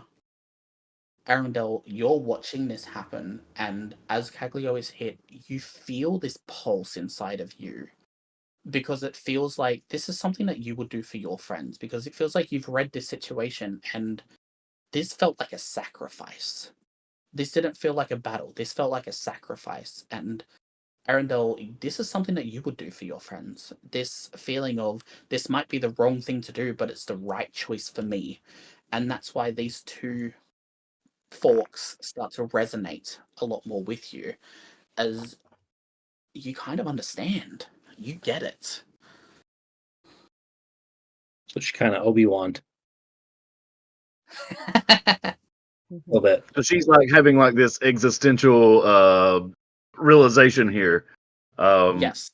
She's probably not gonna say anything. She's probably just kind of staring. So probably not really anything outward from that. Okay. And they froze again now, right? After Caglio was hit. because this is Keklia's memory, and if she's not going to remember much after getting knocked the TF out. I mean, I'm not sad to Um, see that. so after Maybe- Arendelle kind of like gathers herself just a bit, they kind of try their best to explain what the realization they just had was. It's kind of complex, and they're kind of like tore up. They're kind of like a little messed up about it right now, so they don't really know how to put it in words. So they're kind of talking like I am right now, just kind of rambling and not really sure exactly how to describe what they're trying to say. Been there. Just I don't understand. I don't understand what these memories have to do with anything. Maybe. So Caglio's got hit and she's on the ground right now, right? She's currently suspended as she's like falling backwards, but her feet are not touching Okay. the ground. Like she's been thrown. I'm going to approach her. Okay. I'm gonna give you guidance as you And- pass, just in case. Okay. Laurel, Is the be woman or the careful. headsman or anyone else reacting to me approaching? No. Okay. Does she look like injured but not grievously? Like what's her like Make appearance me a health-wise? medicine. Make me a medicine check. I was afraid of that. I was afraid of that, he says. Guidance. Yep. Uh, Oh yeah, got guidance. guidance? So what's that? Give me an extra D6. D4. Is that what guidance? D4. D4. Yeah. Sure. Come on. All right. 3. So 13. As you walk up to her, you and your background as a mercenary gives you an interesting perspective on what's happening. As you walk up to her and you're kind of watching her, you can see that she is cut up. You can see that she's in quite a bit of pain. But you also see this serene kind of almost smile on her face. And you can see that she's not showing the pain that she is in. Make me an Arcana check. Arcana. Okay. 11. That'll do it. As you're watching her, you remember back and recognize that the people were moving on the ship. That Caglio was always in the memories with the Scarlet Order. You can see as this is kind of the moment where the time has stopped. As far as you're aware, this is Caglio's death. Okay. Then yeah, I'm gonna if this is like the moment of her death, I'm going to approach her and lay on hands and restore 5 hit points. Nothing happens. Nothing happens. Nothing happens. Okay. So we can Arendelle witness- has kind of like Arendelle's kind of like followed behind Coral to this investigation. And she kind of like takes note of the joy, or sorry, the what is that, like the rapture, the joy of her sacrifice that we see. She kind of just takes note of that, and it's kind of like it's really it really speaks to her. It's really something that catches her off guard a little bit. She doesn't quite know what to say about it, so she's kind of also staring again. Okay. Is there anything else that we would like to do as a staircase appears behind Rose and Val behind you? It's like we can witness all of these horrible moments, but we can't do anything. What's the point of showing us any of this?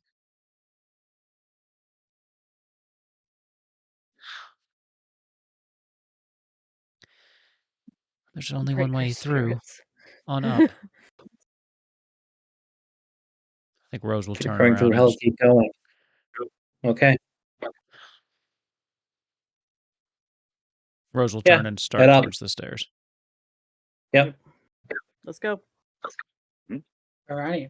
As everybody is heading back towards the stairs, you guys start to rise up. As you do, Arendelle, you're the last one to kind of walk up, and as you do, when you take the last step before you guys transport to the next level, you hear the thud of Caglio's book hitting the ground. You don't hear the thud of a person, and you can hear the ruffle of the pages and the screams from Tuff and Oliver as everybody takes up to the next floor. And Rose. Would I I try to get there. Well, actually, I tell everybody about that. I tell them I heard movement back behind us. Can we? No, Do it's we in the want to go past. check that out, or are we? It's all an illusion. We need to move on, don't we? Yeah. It's in the past. Sometimes you gotta put your behind in the past. Right. Let's go. Put our assy in the passy. As you all make it up, you start to walk along this grassy path. And everybody else is noticing the gorgeous giant mushrooms, the trees, the different colors. Everybody is enjoying and watching everything. Rose, you're freaking out. You are starting to panic. You are starting to get worried for a multitude of reasons. You know where we are. You know exactly where we are. You know that the bridge coming up leads to your castle. You know that this was a place that you and Hermona would come to when you needed that time to escape. And as you take a few steps forward, you can see a very regal looking woman just kind of looking down at this ring on her hand as she kind of turns around and looks at you. Mona? And you can see her features shift. You can see a smile on her face as Is that Hermona? Is that really? Are you here? Rose? How are you here? Oh my god. You I run to her. fell asleep. I know. I don't know what's happening. How are you here? I've been told you were dead. I don't. Everybody's watching this scene, as the two of them are kind of embracing. And how is everybody else feeling at the moment? Because I'm assuming nobody is going to be running up and interrupting this bitch. No, absolutely not. But if I'm like Rose, standing by, but Side eye. I'm gonna help Rose if something happens. If like Yeah. Hermona turns around and starts attacking or whatever. Yeah. I'm just gonna. Arendelle's not good at hiding her emotions, and she's definitely like right now. Side eyeing. I'm just gonna kind of like take my hands and like put them on her face and just. Are you real? I don't know what's real and what's not in here. I need to know. Am I real? Of course I am. Rose. I mean, it's only been a couple of days. I was worried about you, of course, but Wait. What do you mean it's only been a couple of days? it's only been a few days since you fell asleep. Did you not know anything? I was told that you were put to sleep. I was told that there was something wrong. Who told you that? I came to your mother. She had said that there was something going on and that you needed to be taken out of a situation, but of course I'm not going to believe her. I'm No. so glad Mom's a you're bitch. Something's not right here. Ramona, it's been a very long time. I was asleep. I was asleep for like hundreds of years. I've heard terrible, terrible things, and I can't believe them, and I don't know what's happening. Rose, it's not been that long. It's only been a couple of days. I don't. It feels like a couple of days, but I'm telling you, everything is different. She is gonna kind of watch you. And as she does, Coral, you start to hear these voices in your mind. And it's this sound of someone that you recognize as Caglio's voice. Just I'm sorry, I recognize this what? as Caglio's voice. And you hear Okay. this sound in your mind that just says, Captain, we found her. And then you hear a second voice just say, what do you mean we found her? We found her, Hermona, we found her. The idea worked. It worked. You start to question. Rose, I think this is a trap. What do you mean? They're trying to find her. Are going to see a couple of things. Rose, Oh, you're no. going to watch as Hermona, as soon as Coral starts to run, you're going to watch as Hermona reaches her hand out, and Coral, you are going to be frozen in place. No! Okay. What are you You're not doing? gonna move. You're not going to be able to do anything. In your mind, Coral, you're going to hear, fuck, she's doing it. What do we do? I don't know how to do this. And then you're going Mona, to what hear is a couple of happening? What are you doing? Oh, just we need to get him out. We need to get him out of there. We need to do it right now. And Carl, you're the only one that can hear this. And it's just, okay. We can do it. We can get him out. Is Aldevar awake? Yeah, he woke up. We're gonna do this now. And then you're gonna hear a click, which us in the real life hear as a phone call being ended. As it does, Coral, you are going to watch and you're going to feel this magic that has a hold on you. And it's going to start to squash you down. You're going to feel your body start to feel crushed until it gets to a certain point. And as it does, Coral, you disappear in a very dark, ooze-like fashion as this kind of dark ichor falls to the ground and lands in a puddle. No, what did you do to him? Hermona, what? I'll take a step away from her. What did you do?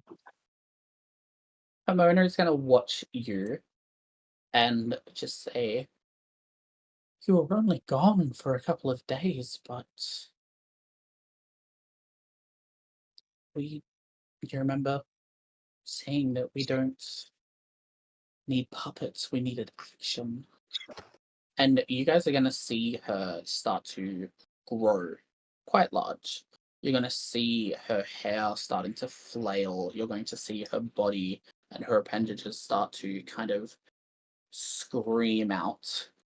As it does, the stairs behind are going to appear going down. What is everybody doing? I'm not leaving Rose's side. Like, Yeah, I may be even like slowly stepping forward just to like make sure that. Yeah, I'm kind of going over with her.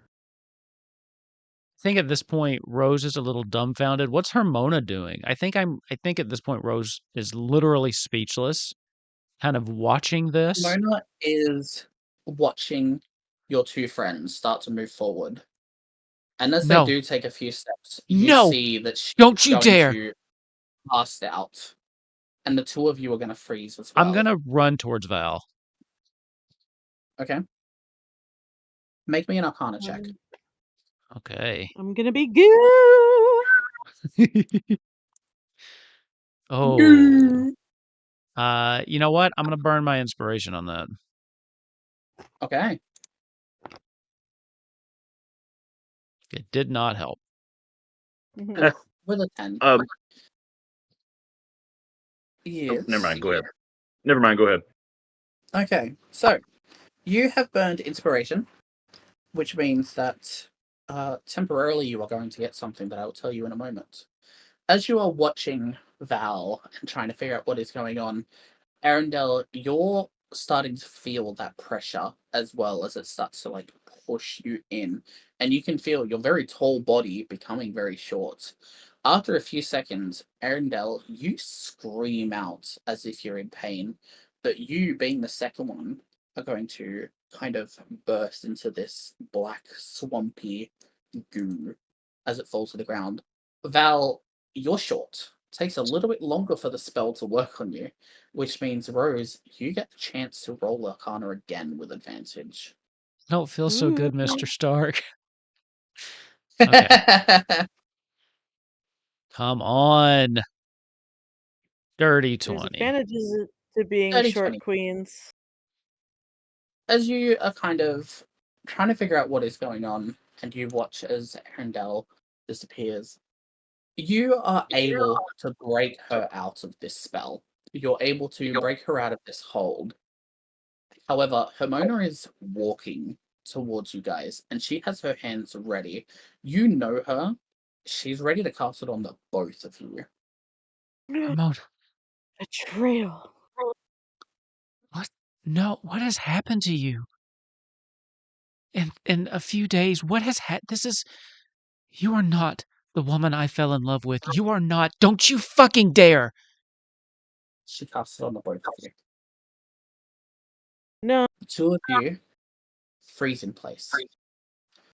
The two of you can feel this pressure. Val, been there, done that. First time, Lamau. But you two can feel as this pressure, this immense level of gravity itself, is starting to push in.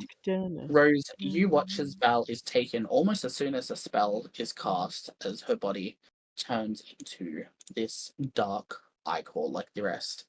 You can feel this kind of crushing. You can feel this pain until after a few seconds, you feel nothing but darkness. As Game the over. tower itself, the tower starts to crumble. As the tower is crumbling, you can almost see like an extended kind of moment. And you watch as this tower crumbles, you watch as the mushrooms and the trees begin to turn back into the cobblestone that built it. As it crumbles and falls down on the first level, the level below you see as the rocky crevice in the fork starts to crack and crumble. You see the ocean itself dry up, and all of these people that were killed from this veil almost vanishing as the ship breaks. And on the bottom floor in the Scarlet Order, you watch as all of these people, while frozen, are starting to become crushed. I would like everybody to make sure that their Sirenscape is open, and I would like you to make sure that it is loud enough. Once we're ready, everybody give us a thumbs up. Well, yeah, I'm ready. We good? Coral, on you to give us a thumbs up. Everybody's ready and it's turned up. Hit it. Wolf, could you please play a recording for me? I will. Aldervar wakes up from his spell, coughing once as he takes a look around the large and busy room. The sounds of machines whirring around him were a stark reminder of his mission and why he joined them this time. Picking himself up and moving out of bed, Aldervar would trudge through the bleak metal hallways, littered with wires and cables tracking under the rugs placed down by Caglio a few months before. Headsman doing a lot of the heavy lifting, moving around parts and technology to where it was needed to start again. Placing his hand on the handle, he opened the door towards the observatory, a large and closed-off room filled with computer screens. Tough sitting carefully in her seat as her trained eyes focused on the scene as it unfolds. I got kicked out. How? No idea. Did you even make it to the top of the tower? No, I got stopped on her ship. Romantic. Check this out. Remember when Caglio said we should have slowly pushed them towards Holvarin? I mean, Ashtol? Yeah, the tower. But they took on their displacer piece instead. You could have told them it wasn't going to matter. They had to go through everything organically. That's all I'll say. God, though, Charles was being nice. Different. Could you get used to it? Oh, maybe not the body. But playing the guide? Charles a name? It was fun. Might keep the name for a little while. Well, we have a problem. Rose reached the top and found Hermona. She what? Oldevar rushed quickly towards his partner, Tough holding an air of dark mystery around her as she pointed to the screen above them, the scene showing Rose standing at the end of the bridge, Hermona in front of her, staring down at the proposed lover they had to rewrite for Rose in this world. A woman who slept soundly for what she thought was hundreds of years when, in reality, Rose slept for a week as Caglio, Tough and Oldevar rebuilt the world around her. Headsman added the idea of using Rose as a catalyst to find our killer. Mapping the world to their own country, the team worked tirelessly, using their contacts and knowledge of the world they once walked in order to recreate it one last time, for one last push. So what do we do? I have Caglio searching through their databases to see if they can find something. And what about Headsman? Likely causing chaos somewhere.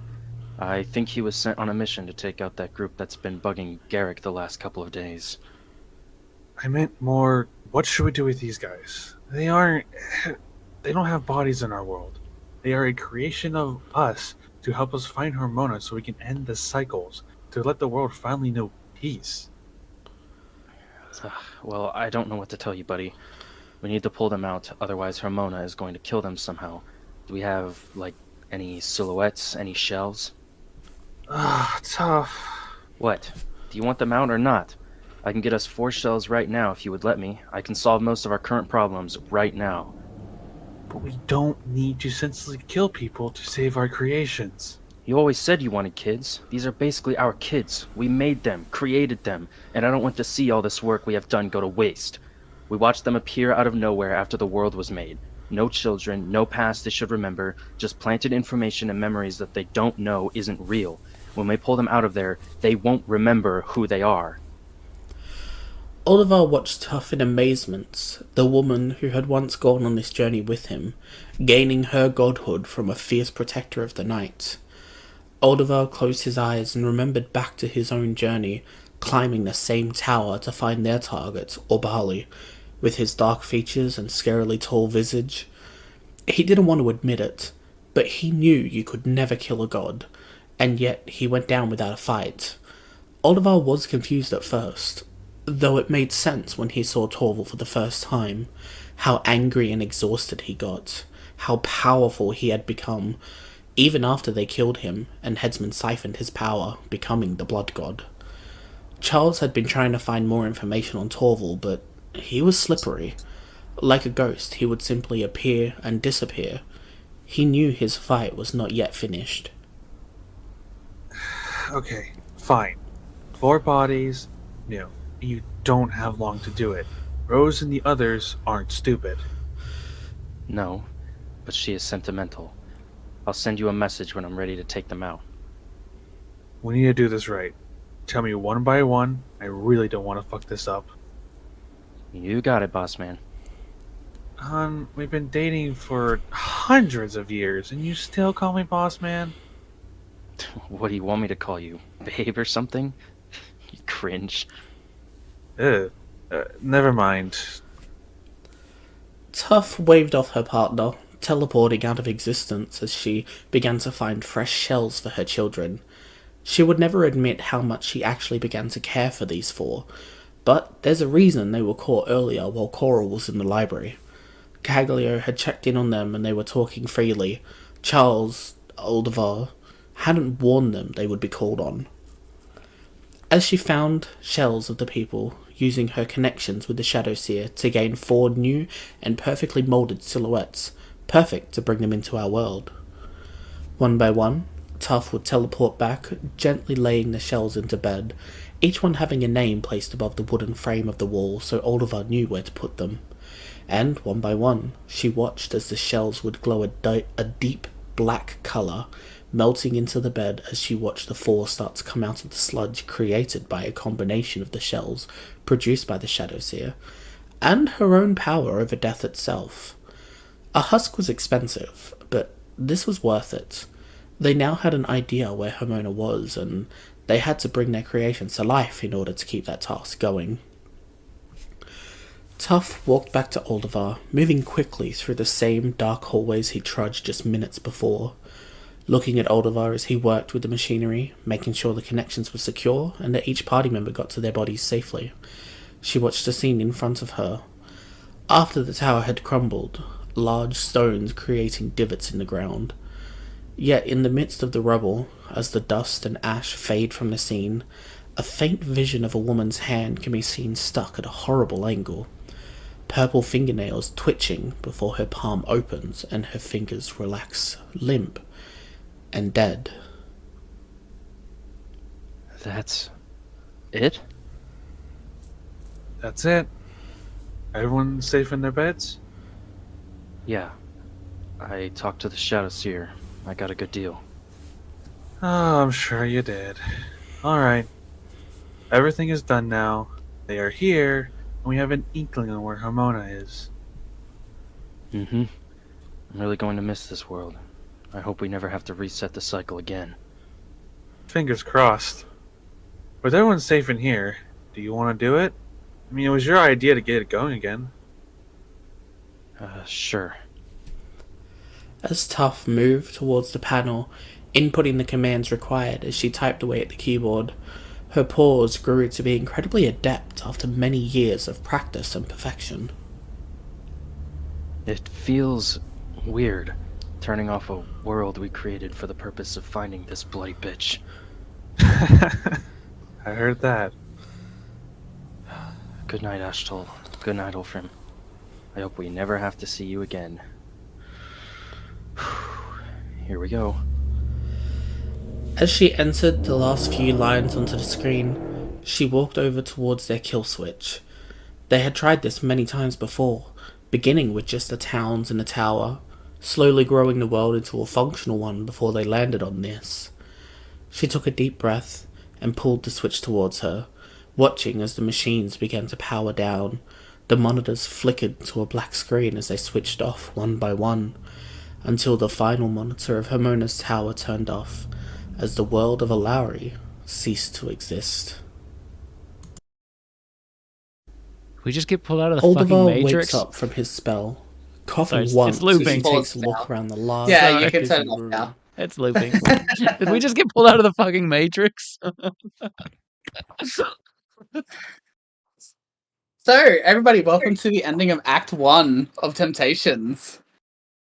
Hold on, You can hold on. unmute I Ravnok. gotta unmute Ravnok. Sorry, I muted you. I was getting too much feedback.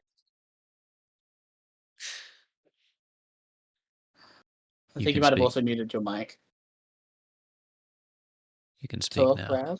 Hello. Now I can. Now, okay. No, I muted Okay. myself as well. Welcome back. So, before we get into it, I will say this is the end of Act 1 for Temptations. Now, I said it would happen at Lishtown, but I completely lied. What is going to happen is Lishtown was the name I gave, and essentially it was supposed to be Ashtol, because that was on the Eastern Continent. That was what was given at the start of the campaign. I ended up changing that halfway through and was like, Lishtown just works best for the story. So before we get into everything, because I'm sure there's many questions and stuff, and I can explain them, I promise. No. This is the end of Temptations Act 1. Act Love 2 is going to bring us into a modern setting. Ooh. This is going to include very cyberpunk vibes running a D&D 5e system. This is going to be a thriving world that we recognize. There's going to be law and order. There's going to be police. There's going to be phones. There's going to be communication. There's going to be everything that we find in the modern world, but we are running it through the 5e system. I've already organized myself how I'm going to do things. Cool. You will remember everything that happened in a Lowry as you are pulled out. You will remember everything that happened due to your gifts that were given by the gods. Okay. However, the best part about this is that you are coming into 4 brand new shells and silhouettes. So if you want to, for Act 2, you can change your character. I probably won't, but that's pretty cool. And Arundel's like, I do that all the time anyway. Are we gonna be level 7? Yeah, are we, Yes, are we you will be waking level up level 7? That's the important Please. question. Can Coral get his hand back? The important I don't thing know if I is want the hand back. I kind of like what I've got. That's fair. you don't have Yeah. to change. You'll still keep your gifts. So even if you change to another person, you'll Yeah. still have your hand. I feel like after everything, and it's been a little while since you've had a level, and I feel like after putting you through all of that with the tower, I think that's worth 2 levels, don't you think? Yeah, it is, baby. Yeah, it is. Yeah. Ability score increase. We're going to Oh, start yeah. Act 2 at level 8. Awesome. Yay. That would be great. Cool. I have so many questions. That was what I said when my mic was muted. When he was like, "I'm sure you guys have plenty of questions." I was like, "Nope, I think I'm good." Oh, did you? So I did say that the longest we would go is the 3 hours, because obviously people have got to sleep in that. So we can answer a couple of the main ones before, because obviously we won't do an after show because it's already quite late. So main questions. Shoot. What? Maybe give wow. just a TLDR on what Okay. exactly just the fuck happened. I think Kingdom Hearts 2 happened. Yeah. Oh, yeah, well- I think I definitely am going to need to rewatch the YouTube of this, because I need, or just get that clip again. We can send you the thing. I do want to just, before you get into this, say the voice acting was rather exceptional, I thought. I mean, for the three of you throwing that together, it was very well acted. Shout outs to Lucas and Freya, who play Oldevar and Tuff. They are some of my favorite people. I've known them for years now. I absolutely love them both to death. Tuff needs to do more because I love her, and Oldevar basically does it as a job. I'm pretty sure they're like a scare actor. Well, that came across. That was very well done. Freya, one shot with us, right? At Halloween? Okay. Freya. Yeah. They had that really great, super creepy story. Yeah. Check it out on the Patreon. Anyway, continue. Do your TLDR. Okay, I was so the TLDR. I was getting major Kingdom Hearts 2 vibes, but I want to see if I was on the... The TLDR of what it was is, essentially put, there were truly only 4 gods, and that is Oldevar, Tuff, Caglio, and Headsman. They were given their godhood through the Stifled campaign, where the 4 gods in their world were different people. Those gods passed down their power onto them. These guys gave you the gifts to be able to come back through into the real world. So what had happened was, each of these worlds, Stifled Temptations, are cycles. The cycles are these people that are trying to take out Hermona because she is basically destroying the world in the real world. What was happening was they would go back through each cycle, create the world, live through it, and try to find a way to either weaken or kill her. The Torval thing that I told you guys ages ago, the more you kill him, the less powerful he is because he had already died a couple of cycles ago. So you guys were never going to get him at full power. You were only ever going to get him at the rate that you guys could kill him at the time. What had happened is, in this recent cycle, they killed Orbali. Orbali was the recent god who had turned out to be Torval in your side, as Hermona was able to trap her in the blood magic and recreate Torval, as Hermona was always pulled through. They always needed to find Hermona. So she was the only constant. The maps killer that you got through the library of the tower and the 2 cities, there was a couple of villages now, a couple of maps. All of these maps are being created by Tuff, Oldevar, and all that as the world is slowly growing. So you're getting all of these maps, okay? And that kind of explains why some of them don't line up, right? Because some of them were a little... Exactly. Okay. They were changing things up. the tears and the time rips of things that are happening are basically glitches in the simulation, is resetting things, or is one of the gods basically saying, no, that wasn't right, we need to push it back. The zombie in Birrell, when you cut off the head of that guy, like, that wasn't supposed to happen, so they reset it, and you were like, no, we can't do that. The town where you place your hand on the forest, that was just a previous version of what that town was in their line of sight. The gods were messing with us more than we knew.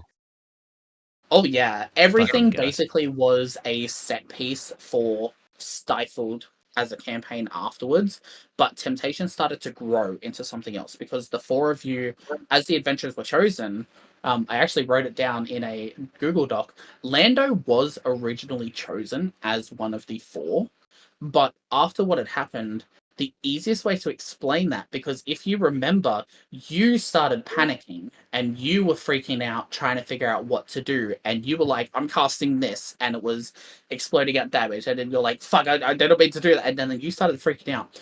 The easiest way to explain that is that the gods were picking on, like, not picking on you, but they had picked you as one of these people that they needed, but you started to glitch out. You started to fritz out, and the code was wrong, and you started acting irrationally. So when you died, they needed to find someone else that was more stable.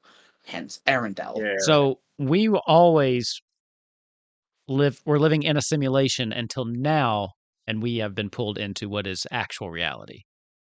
You have been pulled into reality. Okay, so yeah, the Matrix. My favorite part Okay. of this. My favorite part of this was my poor decisions weren't my fault. That's what No, I'm I taking was away. just able to explain them well. So I have just one or two questions. So the Hermona that I remember, is that the same Hermona, or is there, is that something that we don't know yet? That was a memory planted into you, because if you when you hear back the recording and that, there is a scene where they say that they won't remember the memories that were planted. So everything you guys know are all planted information as line of code, basically. Okay, so I never I never asked you. Yeah, which is why I never asked you what was happening as a kid. What did you do before the campaign? I never asked those questions. I just thought you didn't care, because I never do. Okay, so so did I ever even know a Hermona, or was that just a memory they used to manipulate me? No idea. Okay. Rose is But gonna you have have some these memories. thoughts. Also, if we're in the modern setting, I can already tell you Rose is gonna be pretty anti-cop. I can just see it. I can just see it coming. I think we all are. She was already I don't having think a any of us. problem with authority. So, Interesting. anything else? So far. I'm looking at you, Killer, because you look like you are lost in thoughts. No. I think Val's breaking. Doesn't make yeah, sense. my brain is broken now. No, I don't have any more questions, I think. That was really good, buddy. That was really good. Your voice matches your conviction so well.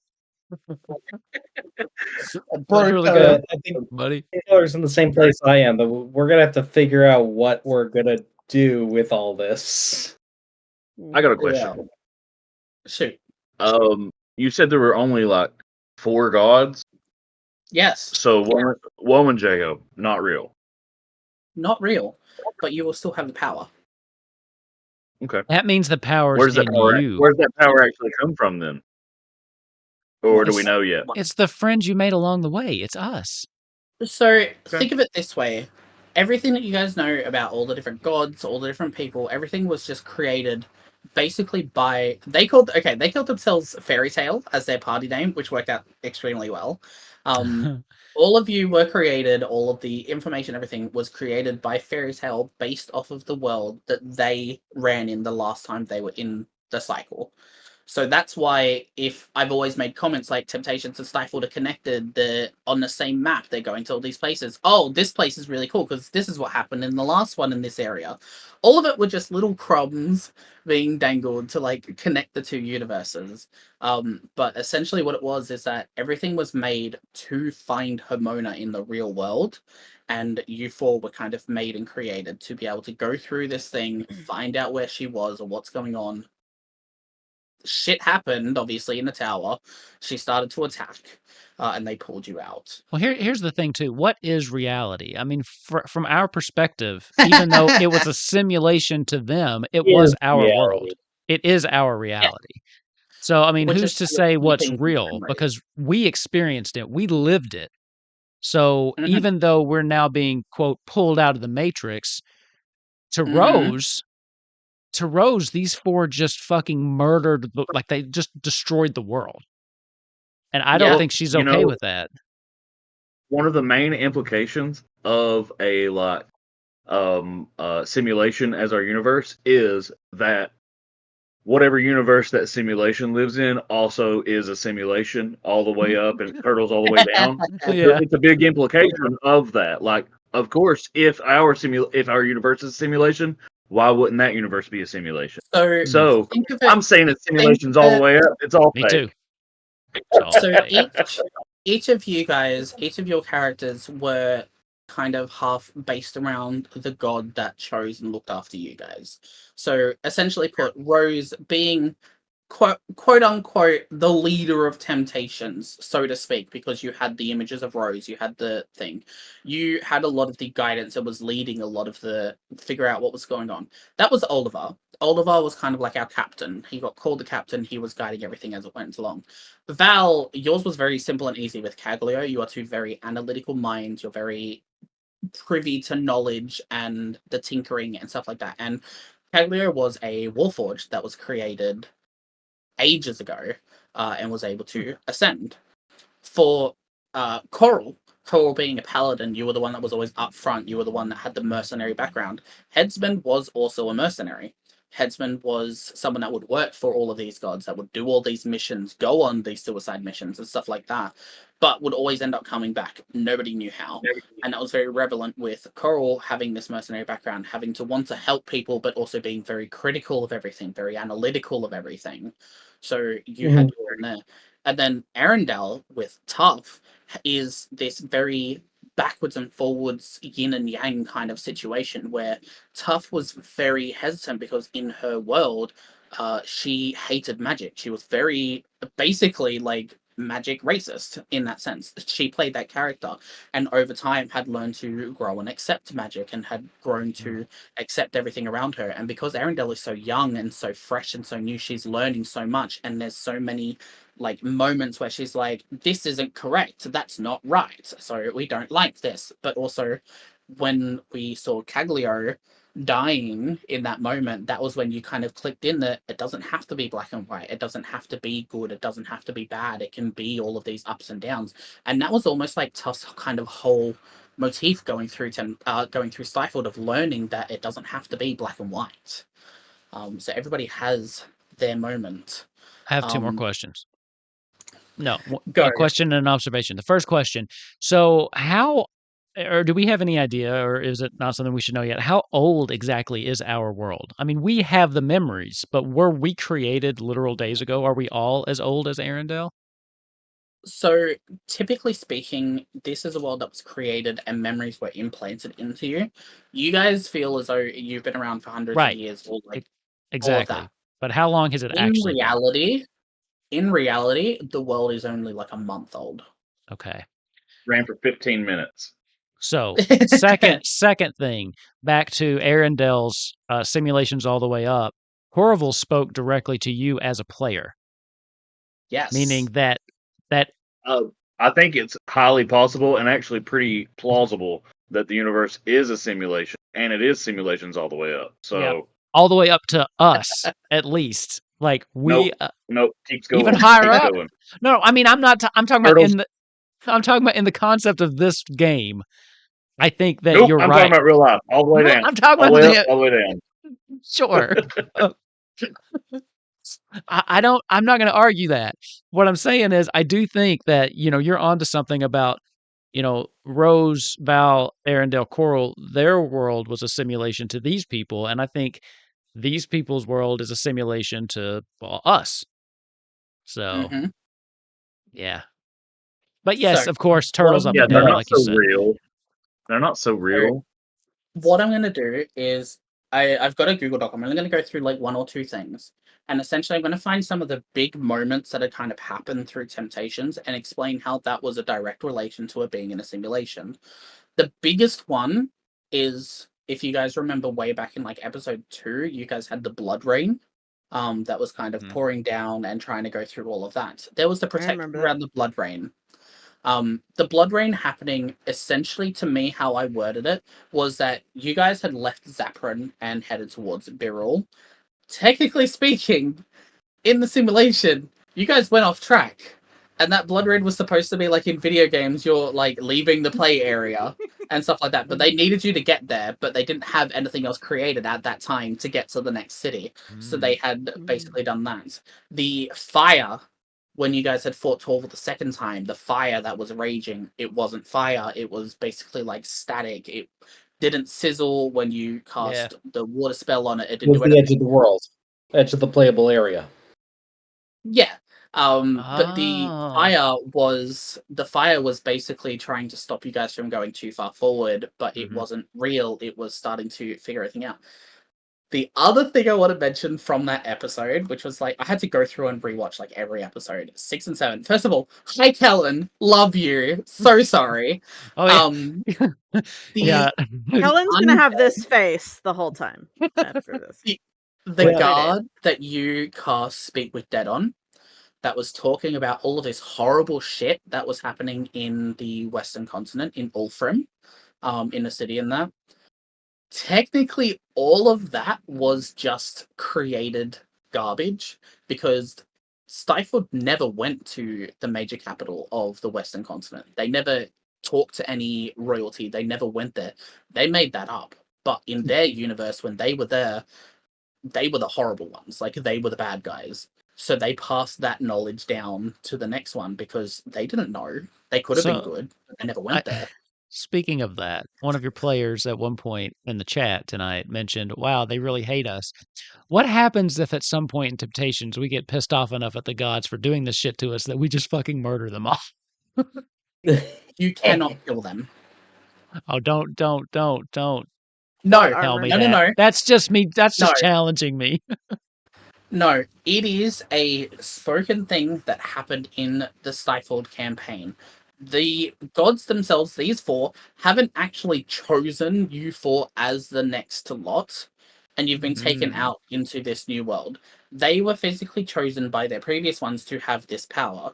The rule for them, and why I'm saying that this also works well because it's combined. Stifled is getting part 2. This is going to be a whole second campaign for them, because their world, Stifled and Temptations are now happening at the same time, which is going to be confusing for me. But that also means that if anybody wants to cross over, they can. If some of them want to come over here to Temptations, they can. If someone from here wants to go over there, yeah, bring the gods over here. We got words. We got words. Stick in our heads. What had happened with the Godhood is I think Rose just got radicalized. Oh, fair. But the idea was that for Stifled, they are gods. They cannot die. It is very Lost Odyssey, if anybody has played that game, where the god characters will go down, they've lost all their health, but after a couple of turns, they automatically revive. So basically what would happen is if you guys were to fight them and you did take them all down, after like a couple of minutes, a couple of hours, they would just get back up because they can't. I'm just saying, they found a way to attain godhood. We can do it too. You can too. Yeah, it's on the table. Into the roots of Yggdrasil or something like that. It's on the table. If you guys were wanting to find a way to do it, you could do it. I did tell them though that in the final battle. Okay, this is something I'm going to need to talk to you, Wolf, about. We know. You're gonna make me organize something, aren't you? The final battle is going to be Hermona. That is the end goal. It has been leading up to that. We know that's going to happen. In a perfect world, The final battle of Hermona would be an 8v1, which would have Temptations and Stifled. Hey, if they want to stream it, let's do one it. massive battle. I can work with that. So there's going to be like one giant battle. Because we have our games on Monday nights, they would fight first, and they would do all the damage they could, and then it's basically like a raid. So where they would do the damage. If they go down, but the damage is still there. So when Temptations comes up at the same time, you guys are coming into the fight. That could be cool. Through. We'll have to talk about that. All I'm saying, Rose has been radicalized. Has a lot to contend with now. And to be honest, here's where Rose's headspace is, because we'll remember all this, and then we'll know kind of. Yes. We'll know that it was manipulation, right? I'm assuming. Mm-hmm. Yes. So not only from her perspective did these people just, nonchalantly erase an entire world with people that she knew and cared about, they also gave her a love and took it away out of their own selfish greed. Like, they did this. They toyed with her emotions. They manipulated her in such a way, broke her heart for their own purposes. They are the bad guys. I am not okay with this. By the way, great characters, though, for the players watching. Great characters. I think the voice acting was great. I really appreciate the story, but in story, Rose is pissed. Yeah. Okay. I love my Stifled crew. I love Aldebar. I love Tough. I've known them for years. You guys are going to want to steal Caglio from me. I know you will. Mm-hmm. Like, Caglio's player is one of my favorite people that I have played with. And Tough is very similar as well, because they were quite new to like this level of D&D. And the way that they were able to pick up on things and the way that they were able to adapt and change and do everything, it was like it felt like I was watching someone that has been playing for years. And it was like Caglio's first character. It was like Tough's first character, or like in a proper one. And like I need Caglio on this channel in some sense. I have to. Like, I absolutely fucking adore them. Let's do it. I'll stream with all sorts of people as long as they're nice and they're not in their car. Also, there was a reference. I will say it now. There was a reference for Caglio. The lady that come in to start cleaning and was like kicking Charles out of the kitchen. In our other game, that is Granny Pepper. Granny Pepper has passed from basically old age, was ready to go at the time. But we have like an hour of just Caglio as Pepper just telling everyone to get the fuck out of the kitchen. No, you either cook or you get out of my kitchen. Like, very it was amazing. So yeah. Hi, welcome to the end of Act 1 of Temptations. If you want to do Act 2, we can, but it is going to be completely up to everybody if they would like to keep playing. Don't have to, obviously. Oh yeah, but Rose has an axe to grind. Rose isn't going anywhere.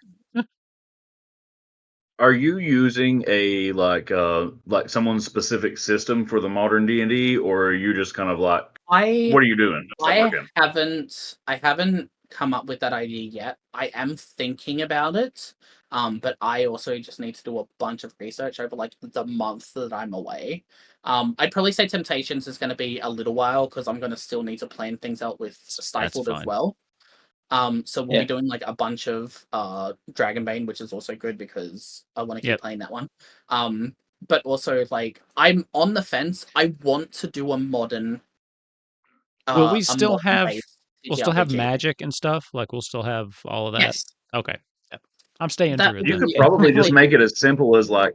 You could probably make it as simple as like adding something like a computer skill and like something like your ability of like accounting and taking care of like economics or whatever, and then like other than that, there's guns involved already, so I don't think you need much else. Yeah, I was thinking about finding a way to add stats, and figure out what was going on. I think that's simple enough. No, I'm excited. Exciting twist. Plus, it further differentiates Temptations from our other fantasy games that we have going on. So, what a twist! Yes. So, question in terms of like if we want to do something unusual with the character with the world switch, Like, is that carte blanche on that? Like, because there might be, I might want to do a pretty significant curveball with Coral. I Yeah. don't know what that means. I think he wants to rebuild the I'll character a little bit. check with you afterwards. What are the rules, or do you have any restrictions? Yeah. So it is still going to be done. I still want to do it through D&D Beyond because it's just Yeah. the Okay. easiest way to do it. I'm starting to get used to it. We are still going to be running it through the Temptation, so you're going to have access to all of the classes, all of the races, stuff like that. You guys, you four specifically, if you want to, can keep your name and characters. If you want to, that's fine. If you want to change it, you can. It was not specifically mentioned that you have to keep your names. The only person in this new arc for both sides that are keeping their name is I told Aldevar they have to keep the name Charles, but they can also change their character. So Charles will be there. That is the only guarantee. Everybody else, you can change your name, you can change your color, you can change whatever you want. This is using a Fantasia on your Final Fantasy XIV character. Same character, but you can make them look and be different. So you can re-roll a new character, but keep all of the experience you've had. Yeah. Okay. So you would still be a level 8, whatever. If you want to change to a sorcerer, you can do it because these are fresh, new silhouettes. They are completely new. They are completely unique. And essentially, it is me giving you as players the chance to make a new character. Like I said, Rose, her reality is her reality. She is Rose. She's not changing for anybody. Gods be damned. Aaron, I did have one more question. Go. I accidentally got that spell from Obojima, and I was wondering how you feel about those third-party books because me and Wolf have been buying third-party books, and we're sharing. So it's available to everybody. So I was wondering, how do you feel about those? If it's available to everybody through the content sharing and that with Temptations, I do not care. I'm going to be deleting these extra characters I've made because I had to make characters to make tokens for the characters and all that. I'm going to get rid of them. I'm going to ask my Force Stifled to... I'm going to invite them to join Temptations because I'm going to start using D&D Beyond for both. So you will see different people. Pro tip, you can just make a copy of any monster and throw anybody's picture in there. That's the easiest way to make tokens. You don't have to make a whole character. I was dumb and I did this at like 1 a.m. So Sure. The whole idea of having the 4 of them and going through the memories literally came to me at like midnight last night. And I was like, fuck, now I've got to do it because that sounds cool. Also, use as many pictures that they give you as you can. Instead of like finding your own. Oh yeah, there's a lot of nice. That's how I do. No, Freya, we don't love Roll20. Roll20's the bane of my existence. Oh my god, no. So I love how easy it is to upload stuff to Roll20. But like, if I'm honest, D&D Beyond makes it so much easier for keeping everything on track, keeping all the information, rolling, stuff like that. So that is Temptations. This kind of was a post show. We just let everybody on the stream watch it. So here's the thing. That was blew my mind. I'm gonna have to think about it, but I don't hate it. I do not hate where this is going. But yeah, I think you've created some kind of eco-terrorist in Rose just now, though. Like, I know, same. We've made poison ivy. Yeah, I think so. Yeah, literally. You turned me from Sleeping Beauty to Poison Ivy, I think, is what's happened here. I'm just keeping on brand. I love Poison Ivy. I do too. But now I gotta switch me a Maleficent for a Harley Quinn. So I gotta find me somebody else now, I guess. Interesting. Okay, I'm going to wrap us up there because the thunder's getting worse outside and it is a little bit late. Yeah, I want to say special shout out, thank you to all of your other players from Stifled that stayed around and watched the stream tonight. It was great having the chat so active, and it was great seeing them react to the stuff. If you're here, be sure to check out some of the other shows. Psychic's on almost everything we do. So if you've not watched Kupo Quest, lonely without you, Psychic, next week. it is gonna. Well, next week we're off next week because I'm on break anyway because I'm on a business trip. But yeah, next month, Psychic's in like almost everything. Kupo Quest, great in that. You should check that out. And then the Kupo Quest Eorzea, we do the Final Fantasy XIV system, also super fun. And then thank you. I just saw Strike Force subscribed with Prime. Thank you so much for that.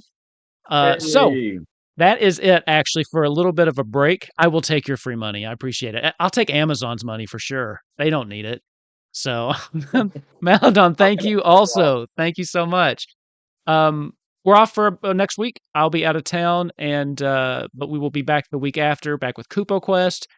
Psychic will be gone. But back with Kupo Quest, Dragonbane, Golden Vault. Don't miss that Golden Vault. It's the start of a brand new heist.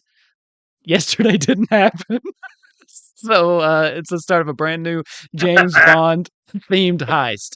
But yeah, it's awesome. Thank you all so much for hanging out and watching us. We got a bunch of stuff. If you want to check out the YouTube channel, bunch of stuff there.